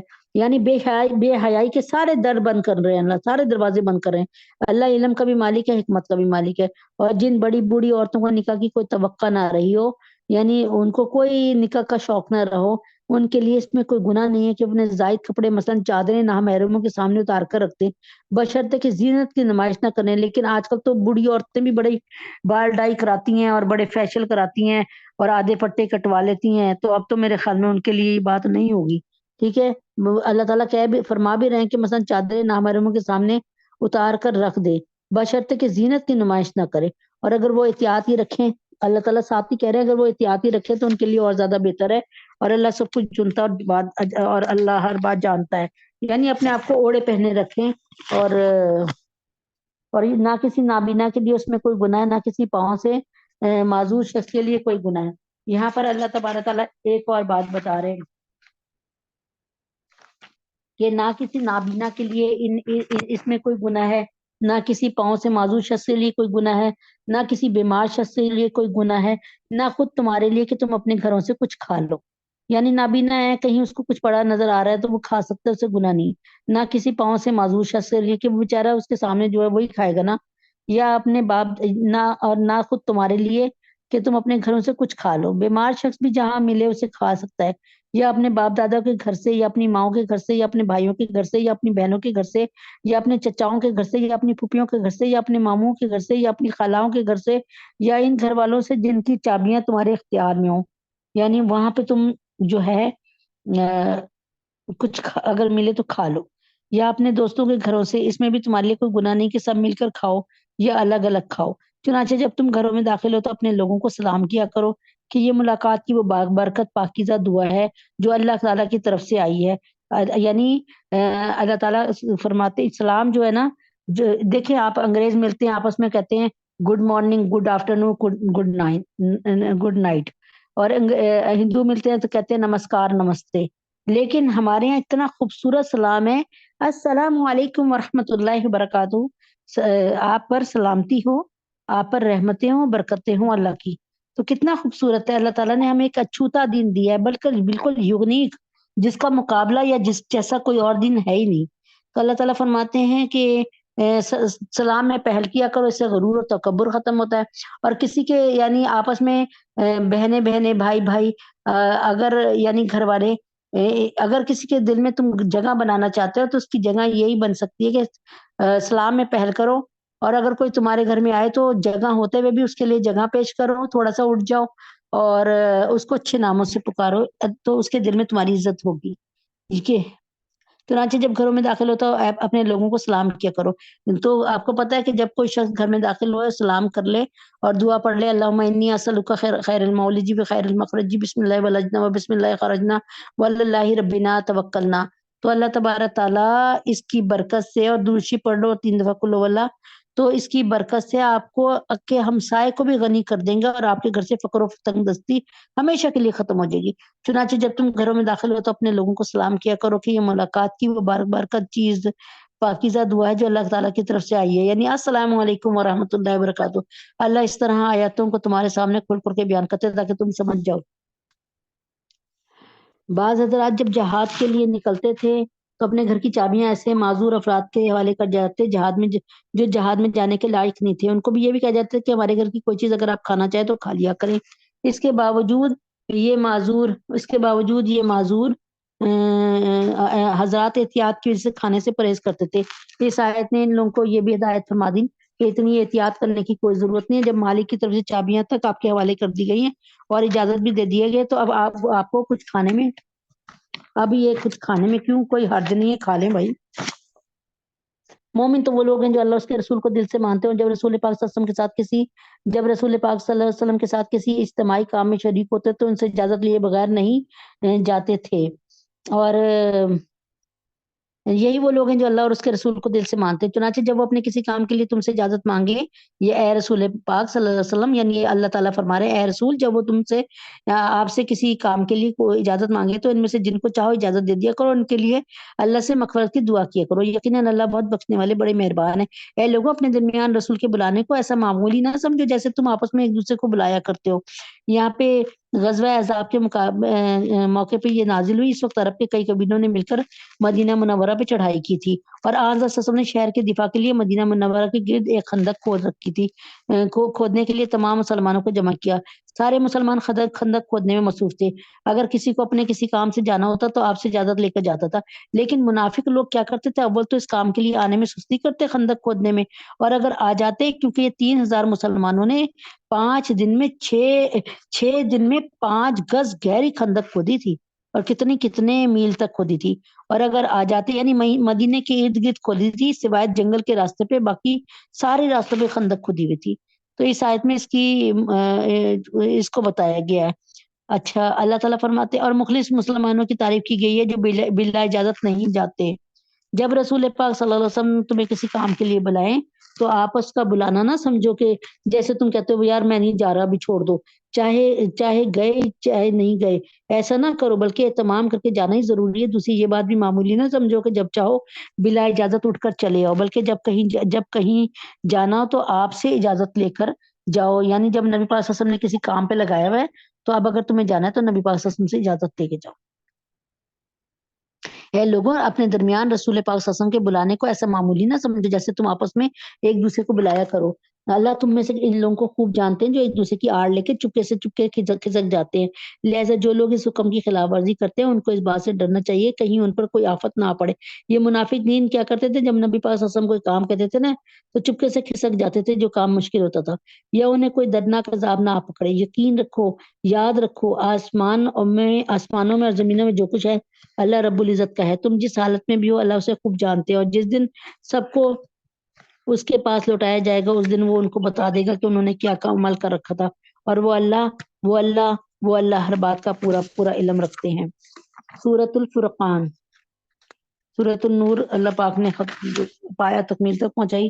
سورۃ الفرقان، تبارک الذی نزل الفرقان علی عبدہ لیکون للعالمین نذیرا۔ بڑی شان ہے اس ذات کی جس نے اپنے بندے پر حق و باطل کا فیصلہ کر دینے والی یہ کتاب نازل کی تاکہ وہ دنیا جہان کے لوگوں کو خبردار کر دے۔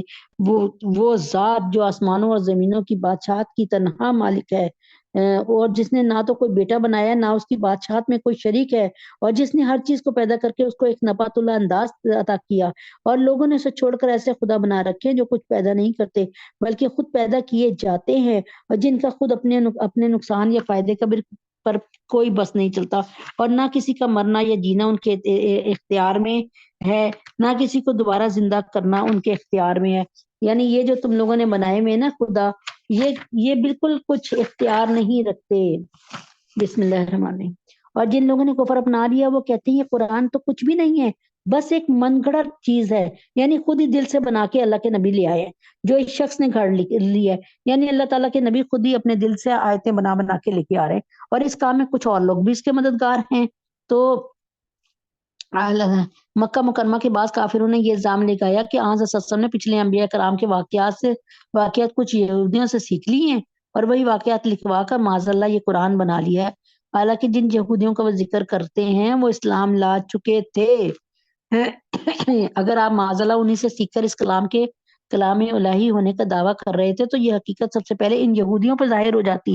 یعنی سب سے پہلے تو وہی یہودی کہتے نا کہ یہ تو ہم نے آپ کو بتایا تھا، آپ نے سے قرآن کیوں کہا؟ پھر وہ آپ کو اللہ تعالیٰ کا سچا پیغمبر مان کر آپ پر ایمان ہی کیوں لاتے؟ اس طرح یہ بات کہہ کر یہ لوگ بڑے ظلم اور گلے جھوٹ پر اتر آئے ہیں اور کہتے ہیں یہ تو پچھلے لوگوں کی لکھی ہوئی کہانی ہے جو اس شخص نے لکھوا لی ہیں۔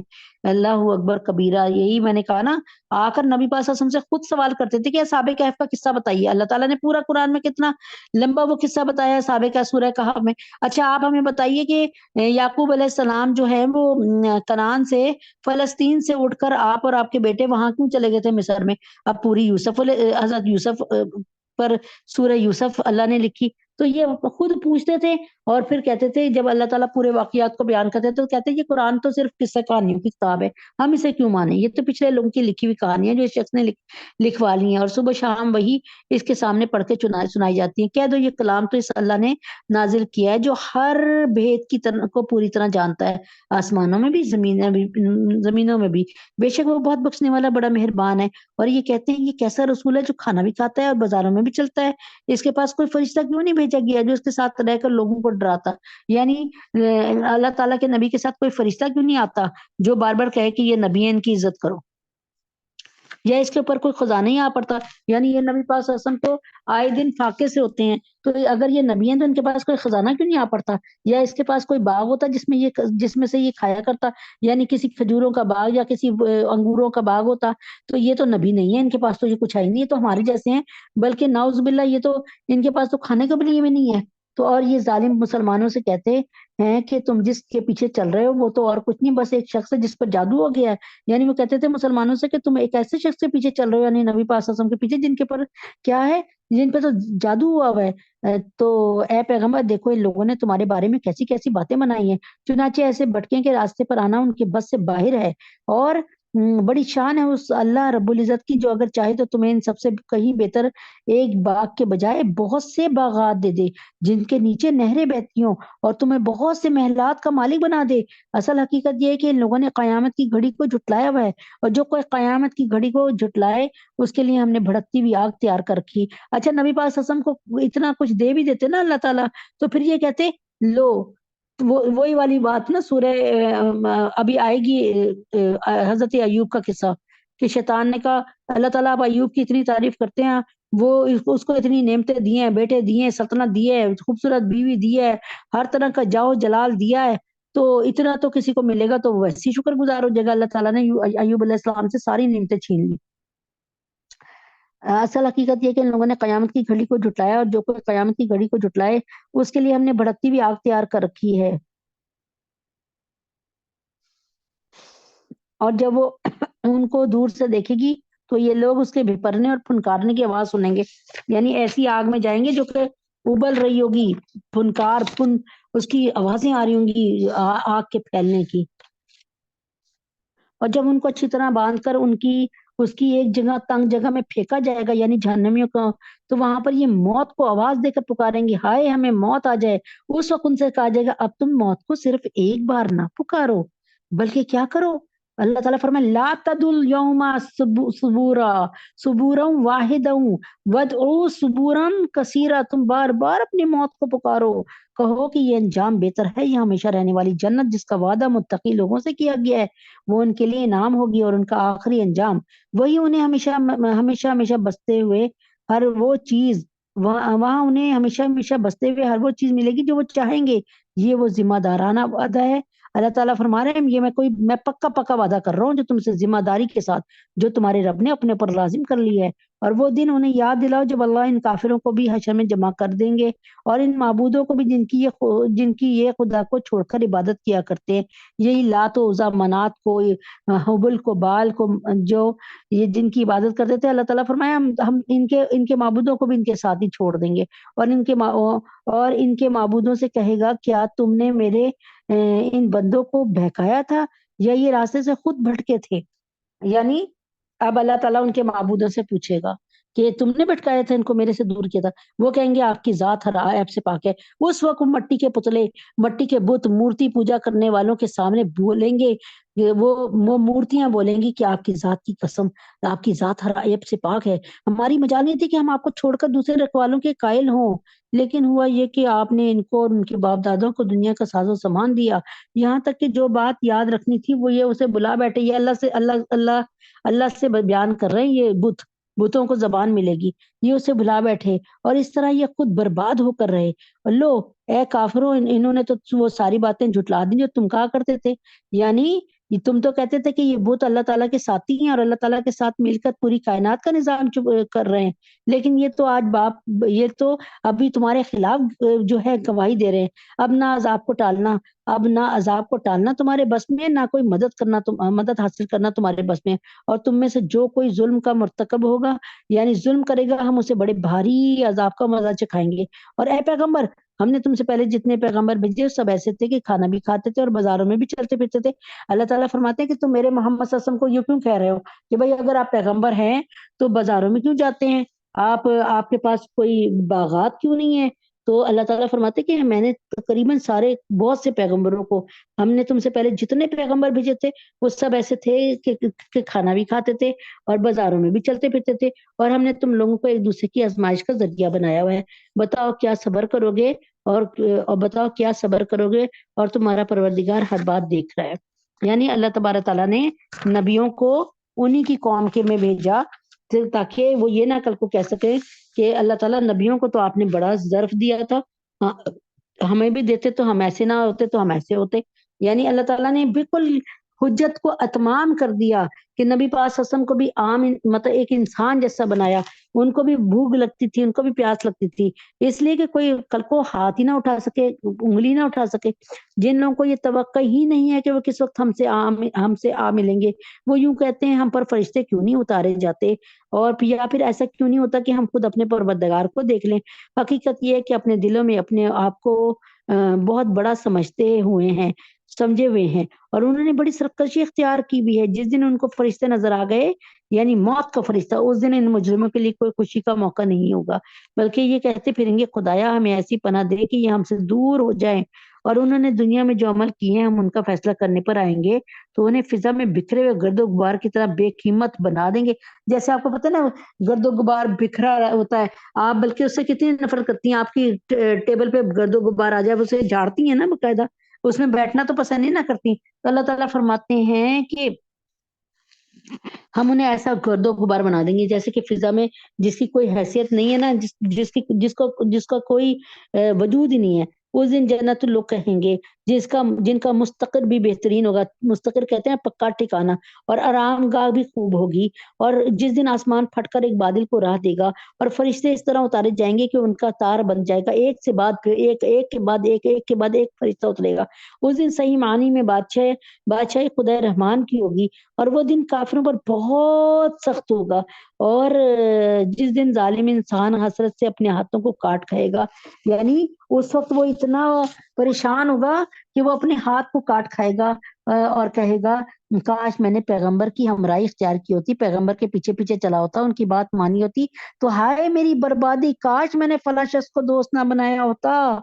हाय मेरी बर्बादी, मेरे पास नसीहत आ चुकी थी मगर इस दोस्त ने मुझे इससे भटका दिया। और शैतान तू है ही ऐसा कि वक्त पड़ने पर इंसान को बेकस छोड़ जाता है। और हजूर पाक सल्लल्लाहु अलैहि वसल्लम कहेंगे या रब मेरी कौम इस कुरान को बिल्कुल छोड़ बैठी है क्या। वकाल रसूल या रब्बी इन्ना कौमी कौमी तखज़ू हाज़ल कुरान महजूरा। तो कहीं कहीं अच्छा, तो वो कहीं वो भी इस संगीन जुमले का मस्ताक ना बन जाए। अब अगर ये सुन लें, अगरचे ये सियाको सिबाक की रोशनी में यहाँ कौम से मुराद काफिर लोग हैं, लेकिन ये मुसलमानों के लिए भी डरने का मकाम है कि अगर मुसलमान उनके बावजूद कुरान करीम को पीछे डाल दिया, पसे पुश डाल दिया, तो कहीं वो भी इस संगीन जुमले का मस्दाक ना बन जाए। यानी ये आयत उन पर ही फिट ना आ जाए कि और नबी पाक सल्लल्लाहु अलैहि वसल्लम शिफात के बजाय शिकायत करें उनकी भी। वल इयाज बिल्लाहिल अलीय्यिल अज़ीम।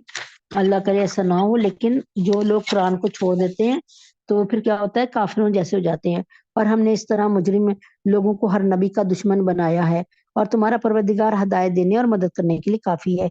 और ये काफिर लोग कहते हैं कि इन पर सारा कुरान एक ही दफा में नाजिल क्यों नहीं कर दिया गया। है पैगंबर, हमने ऐसा इसलिए किया है ताकि इसके जरिए तुम्हारा दिल मजबूत रखें। और हमने इसे ठहर ठहर के पढ़वाया है। जब कभी ये लोग तुम्हारे पास कोई अनोखी बात लेकर आते हैं, हम तुम्हें उसका ठीक ठीक जवाब और ज्यादा वजाहत के साथ अता कर देते हैं। जैसे इन्होंने पूछा था ना, साबे कहफ वालों का किस्सा बयान करें। आप ये बताएं कि यूसुफ अलैहिस्सलाम के वालिद यानी याकूब अलैहिस्सलाम की जो है बस्ती वाले यहाँ पे मिस्र में आकर क्यों बस गए। याकूब अलैहिस्सलाम के बेटे और याकूब अलैहिस्सलाम मिस्र में आके क्यों बस गए, ये सारे के सारे जवाबात अल्लाह ताला डिटेल दे रहे हैं।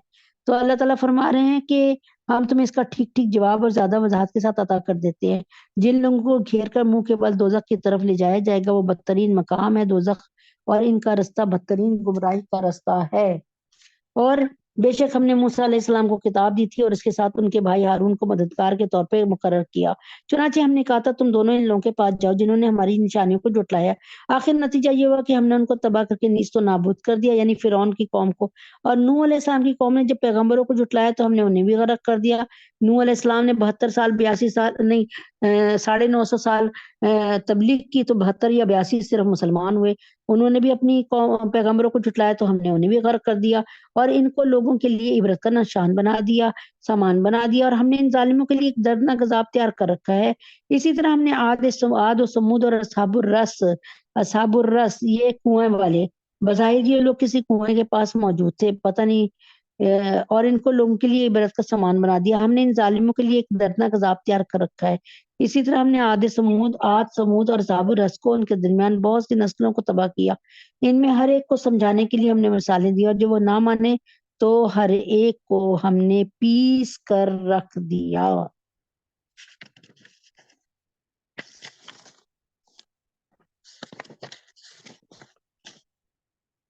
अच्छा जी, यहाँ पे 2 रुकू मुकम्मल हो रहे हैं।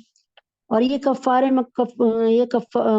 मक्का इस बस्ती से होकर गुजरते रहे जिस पर बुरी तरह पत्थरों की बारिश हुई थी, यानी कौमे लूत वाली बस्ती। भला क्या ये उस बस्ती को देखते नहीं रहे, फिर भी उन्हें इबरत नहीं हुई, बल्कि इनके दिल में दूसरी जिंदगी का अंदेशा तक पैदा नहीं हुआ। यानी इन्होंने बाद मरने की जिंदगी को नहीं समझा। और ए पैगंबर, जब ये लोग तुम्हें देखते हैं तो इनका कोई काम इसके सिवा नहीं होता कि तुम्हारा मजाक बनाते हैं। यानी मोहब्बत से अकीदत से नहीं देख रहे होते, बल्कि मजाक उड़ाने के लिए देखते हैं। क्या यही वो साहब हैं जिन्हें अल्लाह ने पैगंबर बनाकर भेजा है। अगर हम अपने खुदाओं की अकीदत पर मजबूती से जमे ना रहते तो इन साहब ने तो हमें इनसे भटकाने में कोई कसर नहीं छोड़ी थी। अगर हम इन बुतों को नाम मजबूती से ना पकड़े होते ना, तो ये हजरत मोहम्मद सल्लल्लाहु अलैहि वसल्लम तो अपनी बातों से हमें क्या करते, हमारे बुतों से जुदा कर देते। जो लोग ये बातें कह रहे हैं, जब उन्हें अजाब आंखों से नजर आएगा तब उन्हें पता चल जाएगा कि कौन रास्ते से बिल्कुल भटका हुआ था। भला बताओ, जिस शख्स ने अपना खुदा अपनी नफसानी ख्वाहिशात को बना लिया है, तो ऐ पैगंबर क्या तुम इसकी जिम्मेदारी ले सकते हो।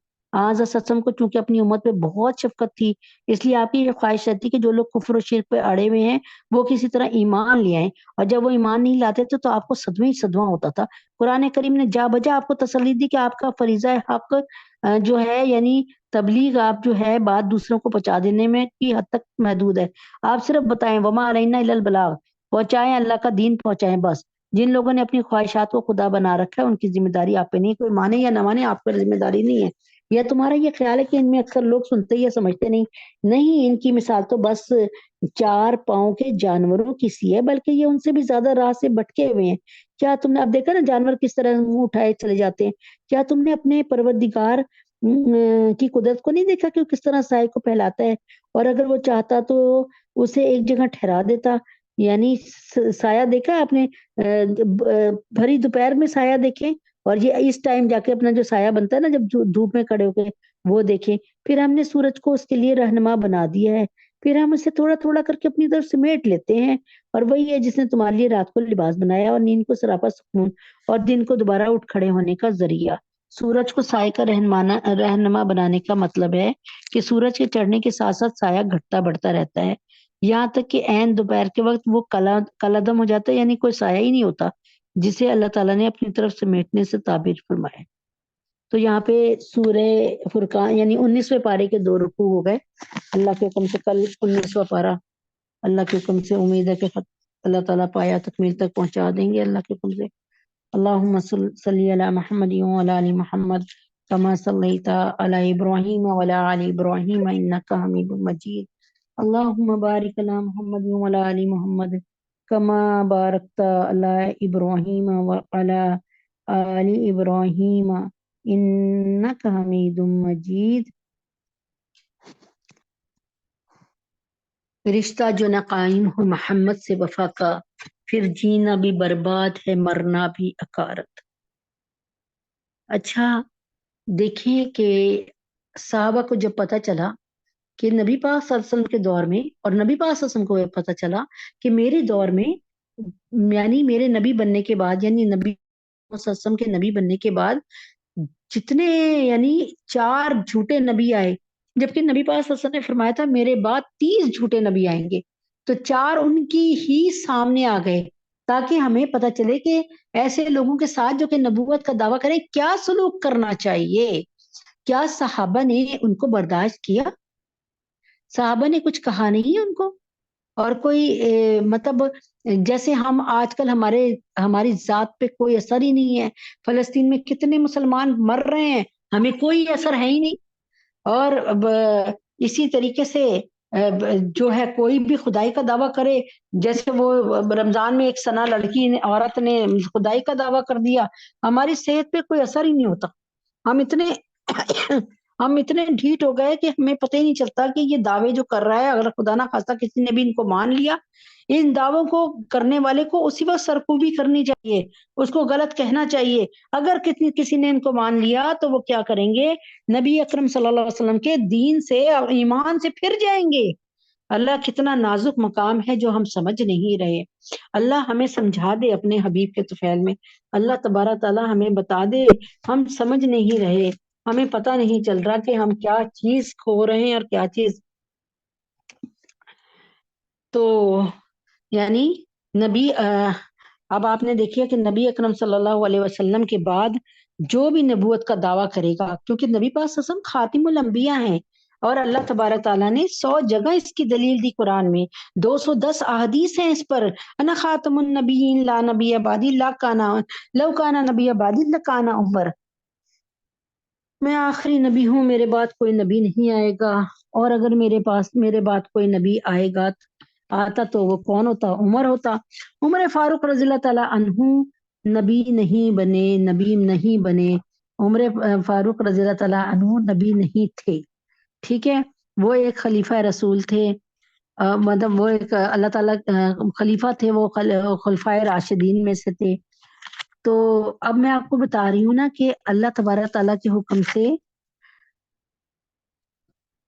نبی اکرم صلی اللہ علیہ وسلم کے لیے کہ لوح بھی تو، قلم بھی تو، تیرا وجود الکتاب، گنبت آب گینا رنگ تیرے وجود میں حباب۔ تو کہنے کا کیا مقصد ہے؟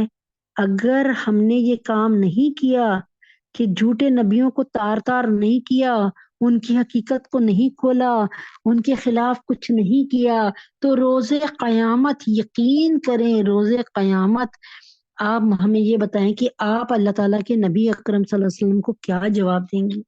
میرے پاس تو کوئی جواب نہیں ہے، میں تو کچھ نہیں کہہ سکوں گی، میں تو یہی کہوں گی کہ ہمیں ہمارے जिंदगी ने हमें धोखे में डाल दिया, हम समझे कि हमने हमेशा हमेशा यहाँ रहना है। देखिए नबी पाक सल्लल्लाहु अलैहि वसल्लम के दौरे नबूवत में जब 4 झूठे नबी आए, तो नबी पाक सल्लल्लाहु अलैहि वसल्लम की जिंदगी में आपको खबर मिल गई कि असवद अंसी को मार दिया गया है। असवद अंसी माहिर जादूगरी का, शोबदाबाजी का माहिर था, और वो शोबदाबाजियां करता था। अगर एक मिसाल किसी ने उसका हाथ काट दिया, तो उसके मौक्किल उसके साथ हाथ को जोड़ देते थे, उसके पास मौक्किलीन थे।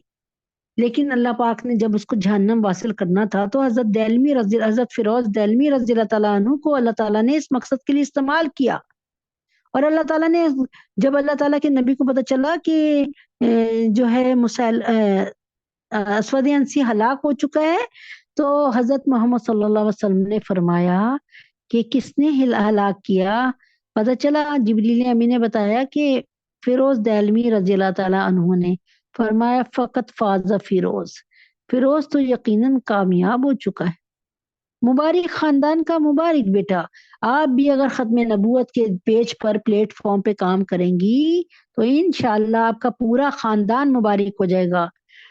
बताना क्या है, अभी इस दौर में 1901 में जो है, 1878 से 1901 तक अंग्रेजों ने एक बदकार आदमी मिर्जा को इस बात पे राजी किया, मिर्जा कादियानी को, कि आप नबी पाक सल्लल्लाहु अलैहि वसल्लम की जगह उनका रुतबा लें और लोगों की तवज्जो अपनी तरफ करवाएं। तो शुरू शुरू में ये बड़ा नबी पाक सल्लल्लाहु अलैहि वसल्लम का मानने वाला समझा जाता था, लेकिन आहिस्ता आहिस्ता इसने नबी पाक सल्लल्लाहु अलैहि वसल्लम को हटाकर उनकी उनकी उनकी कुर्सी पर बैठ गया, उनके तख्त पे बैठ गया।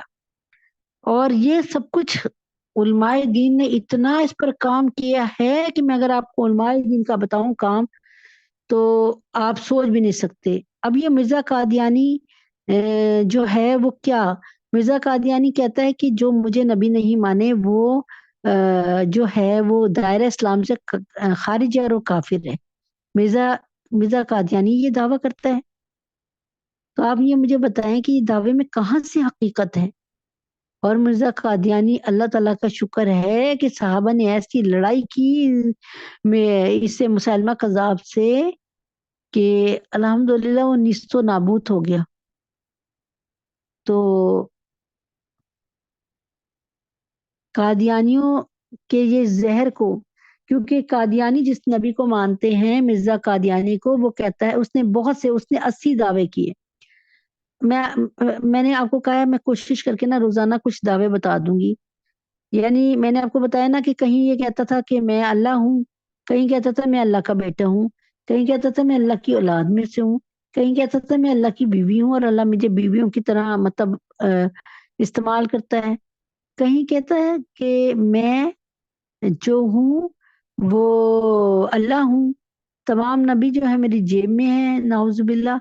और ये कि तमाम नबियों, यानी जो मुझे ना माने वो दायरा इस्लाम से खारिज है। यहाँ तक भी कह दिया कि जो मुझे ना माने वो कंजरी की औलाद है। ये बात सुन के, आपको पता है कि ये बात सुन के जो सहाबा का हाल, वो जो हाल हुआ यहाँ पर, बड़े बड़े लोगों का, वकीलों का, अल्लाहू अकबर कबीरा। लेकिन ये सारी मेहनत के बाद अल्हम्दुलिल्लाह रब्बिल आलमीन, मैं पूरी कहानी बताऊंगी आपको। इन इ- जो नश्तर मेडिकल कॉलेज के लड़के हैं, उनकी बड़ी मेहनत थी इसके पीछे।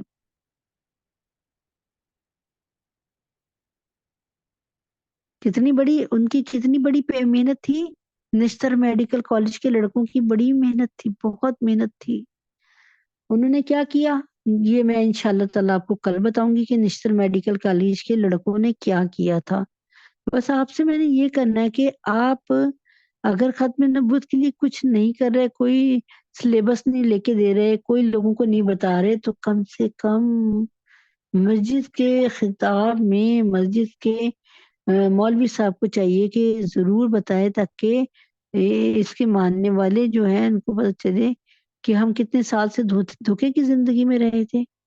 इंशाल्लाह कल अल्लाह ने चाहा तो इसको आगे लेके चलूंगी। یہی وہ بدبخت ہے کہ اگر یہ نبی پاک صلی اللہ علیہ وسلم کے دور میں یہ دعویٰ کرتا تو صحابہ سے اس کی بوٹیاں چیل قوموں کو کھلا دیتے، اور آج ہمارے درمیان ہمارے جو ہیں حکمران وہ ان کو سر آنکھوں پہ بٹھاتے ہیں۔ اللہ ہی رحم فرمائے۔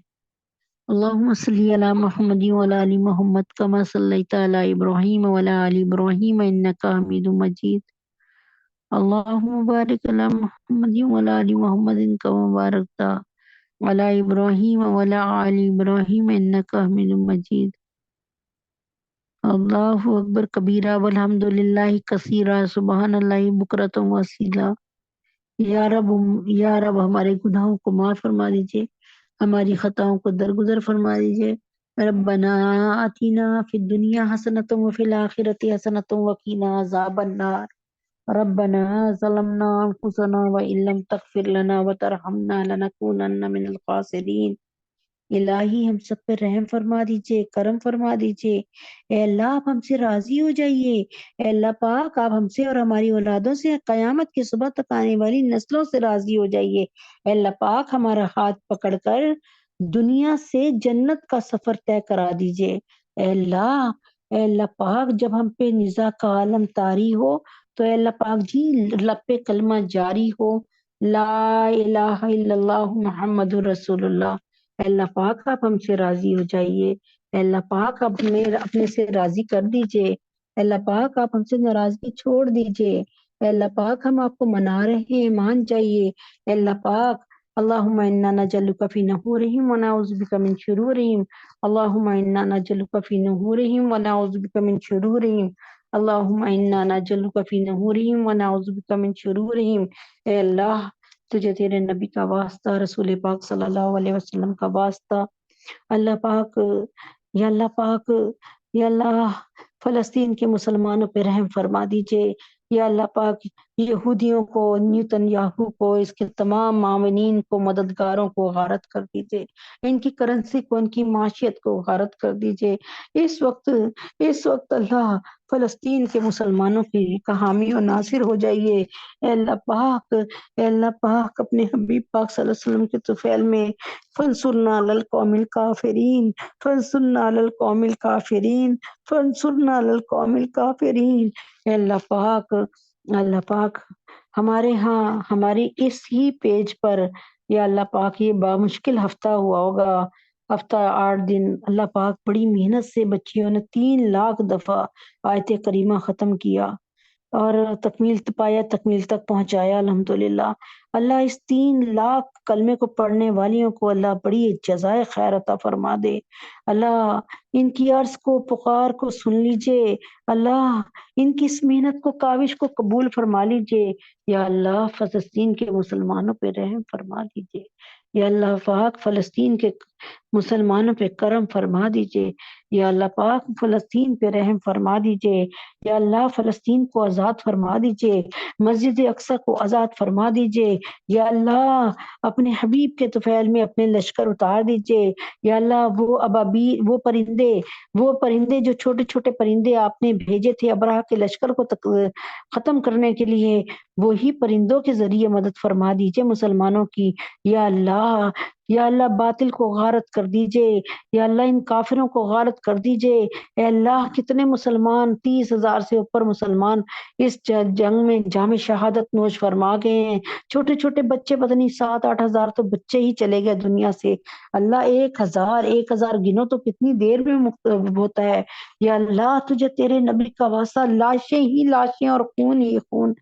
اے اللہ اب تو مدد فرما دے۔ 5 مہینے اللہ 5 مہینے بہت ہوتے ہیں، مدد فرما دے۔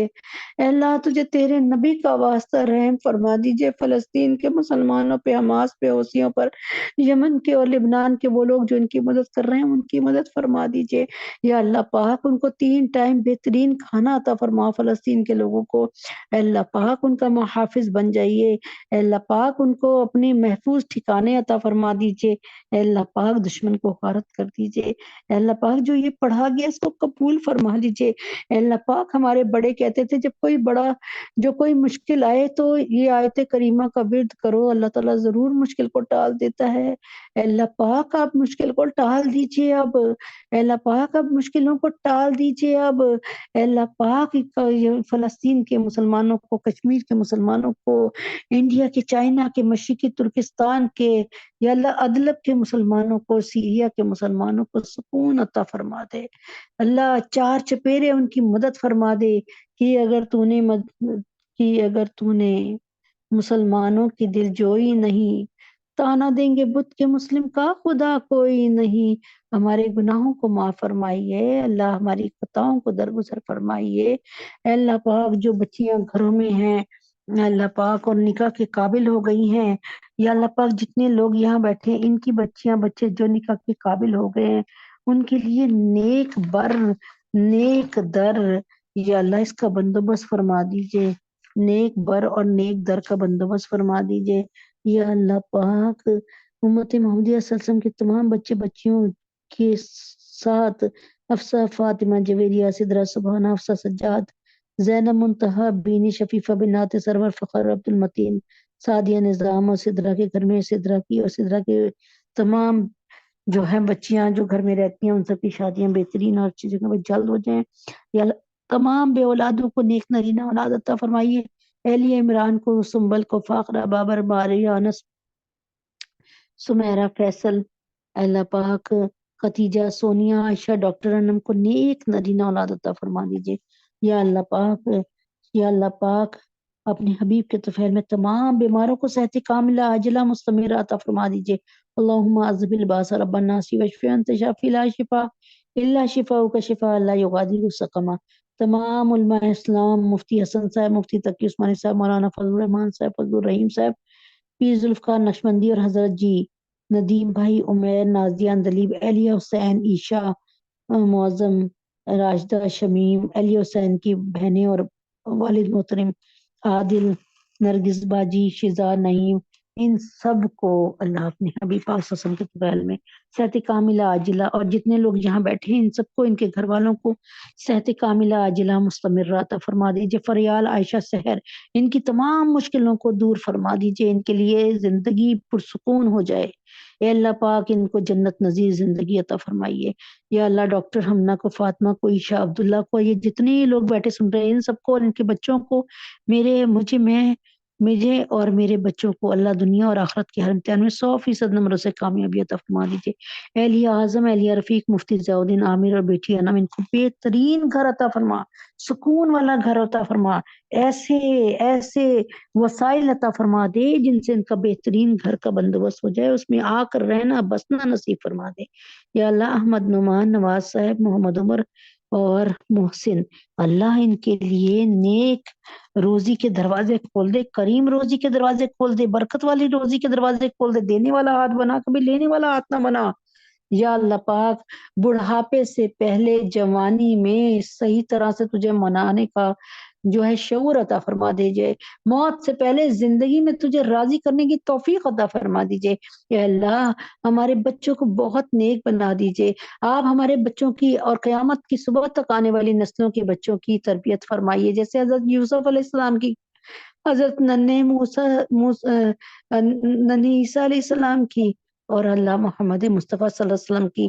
اللہ پاک ان میں سے ان کے سروں پہ یا اللہ پاک ماں باپ کا سایہ نہیں تھا، لیکن کس قدر باپ کا سایہ نہ ہونے کے باوجود کتنی اچھی پرورش فرمائی انہوں نے، کیسی اچھی تربیت ہوئی۔ اے اللہ ہمارے بچوں کی تربیت آپ خود فرما دیجئے۔ اے اللہ تجھے تیرے نبی کا واسطہ، جو لشکر حضرت عیسیٰ علیہ السلام کے ساتھ جا کر کوہ طور میں پناہ گزی ہو، اس لشکر میں ہمارے بچوں کو بھی شامل کر دیجیے گا۔ اے اللہ ہمارے سارے بچوں کو صادق امین بنائیے، راکعین اور ساجدین میں سے بنائیے، ہمارے بچوں کو مومن بنائیے، محافظ ناموس رسالت بنائیے۔ اے اللہ ہمارے لیے صدقہ جاریہ بنا، بہت قسمت والے ہیں جن کی اولاد پیچھے صدقہ جاریہ کھڑی ہو۔ اللہ پاک ان کو تو مرنے کا بھی ہے بہترین مزہ آ جاتا ہے. اے اللہ پاک ہمارے گناہوں کو معاف فرما دیجئے، ہماری خطاؤں کو درگزر فرما دیجئے. یا اللہ تینوں حرم کی حفاظت فرما دیجئے. یا اللہ پاک اپنے حبیب کے طفیل میں زیارت حرمین شریفین کی توفیق عطا فرما دیجئے. یا اللہ پاک طیب اردگان صاحب کی اور قطر کے حکمران کی اللہ ان کو مزید نیکیوں میں قبول فرمائیے، ان کو زندگی صحت تندرستی عطا فرمائیے. یا اللہ پاک غازی فیصل جو کہ اللہ پاک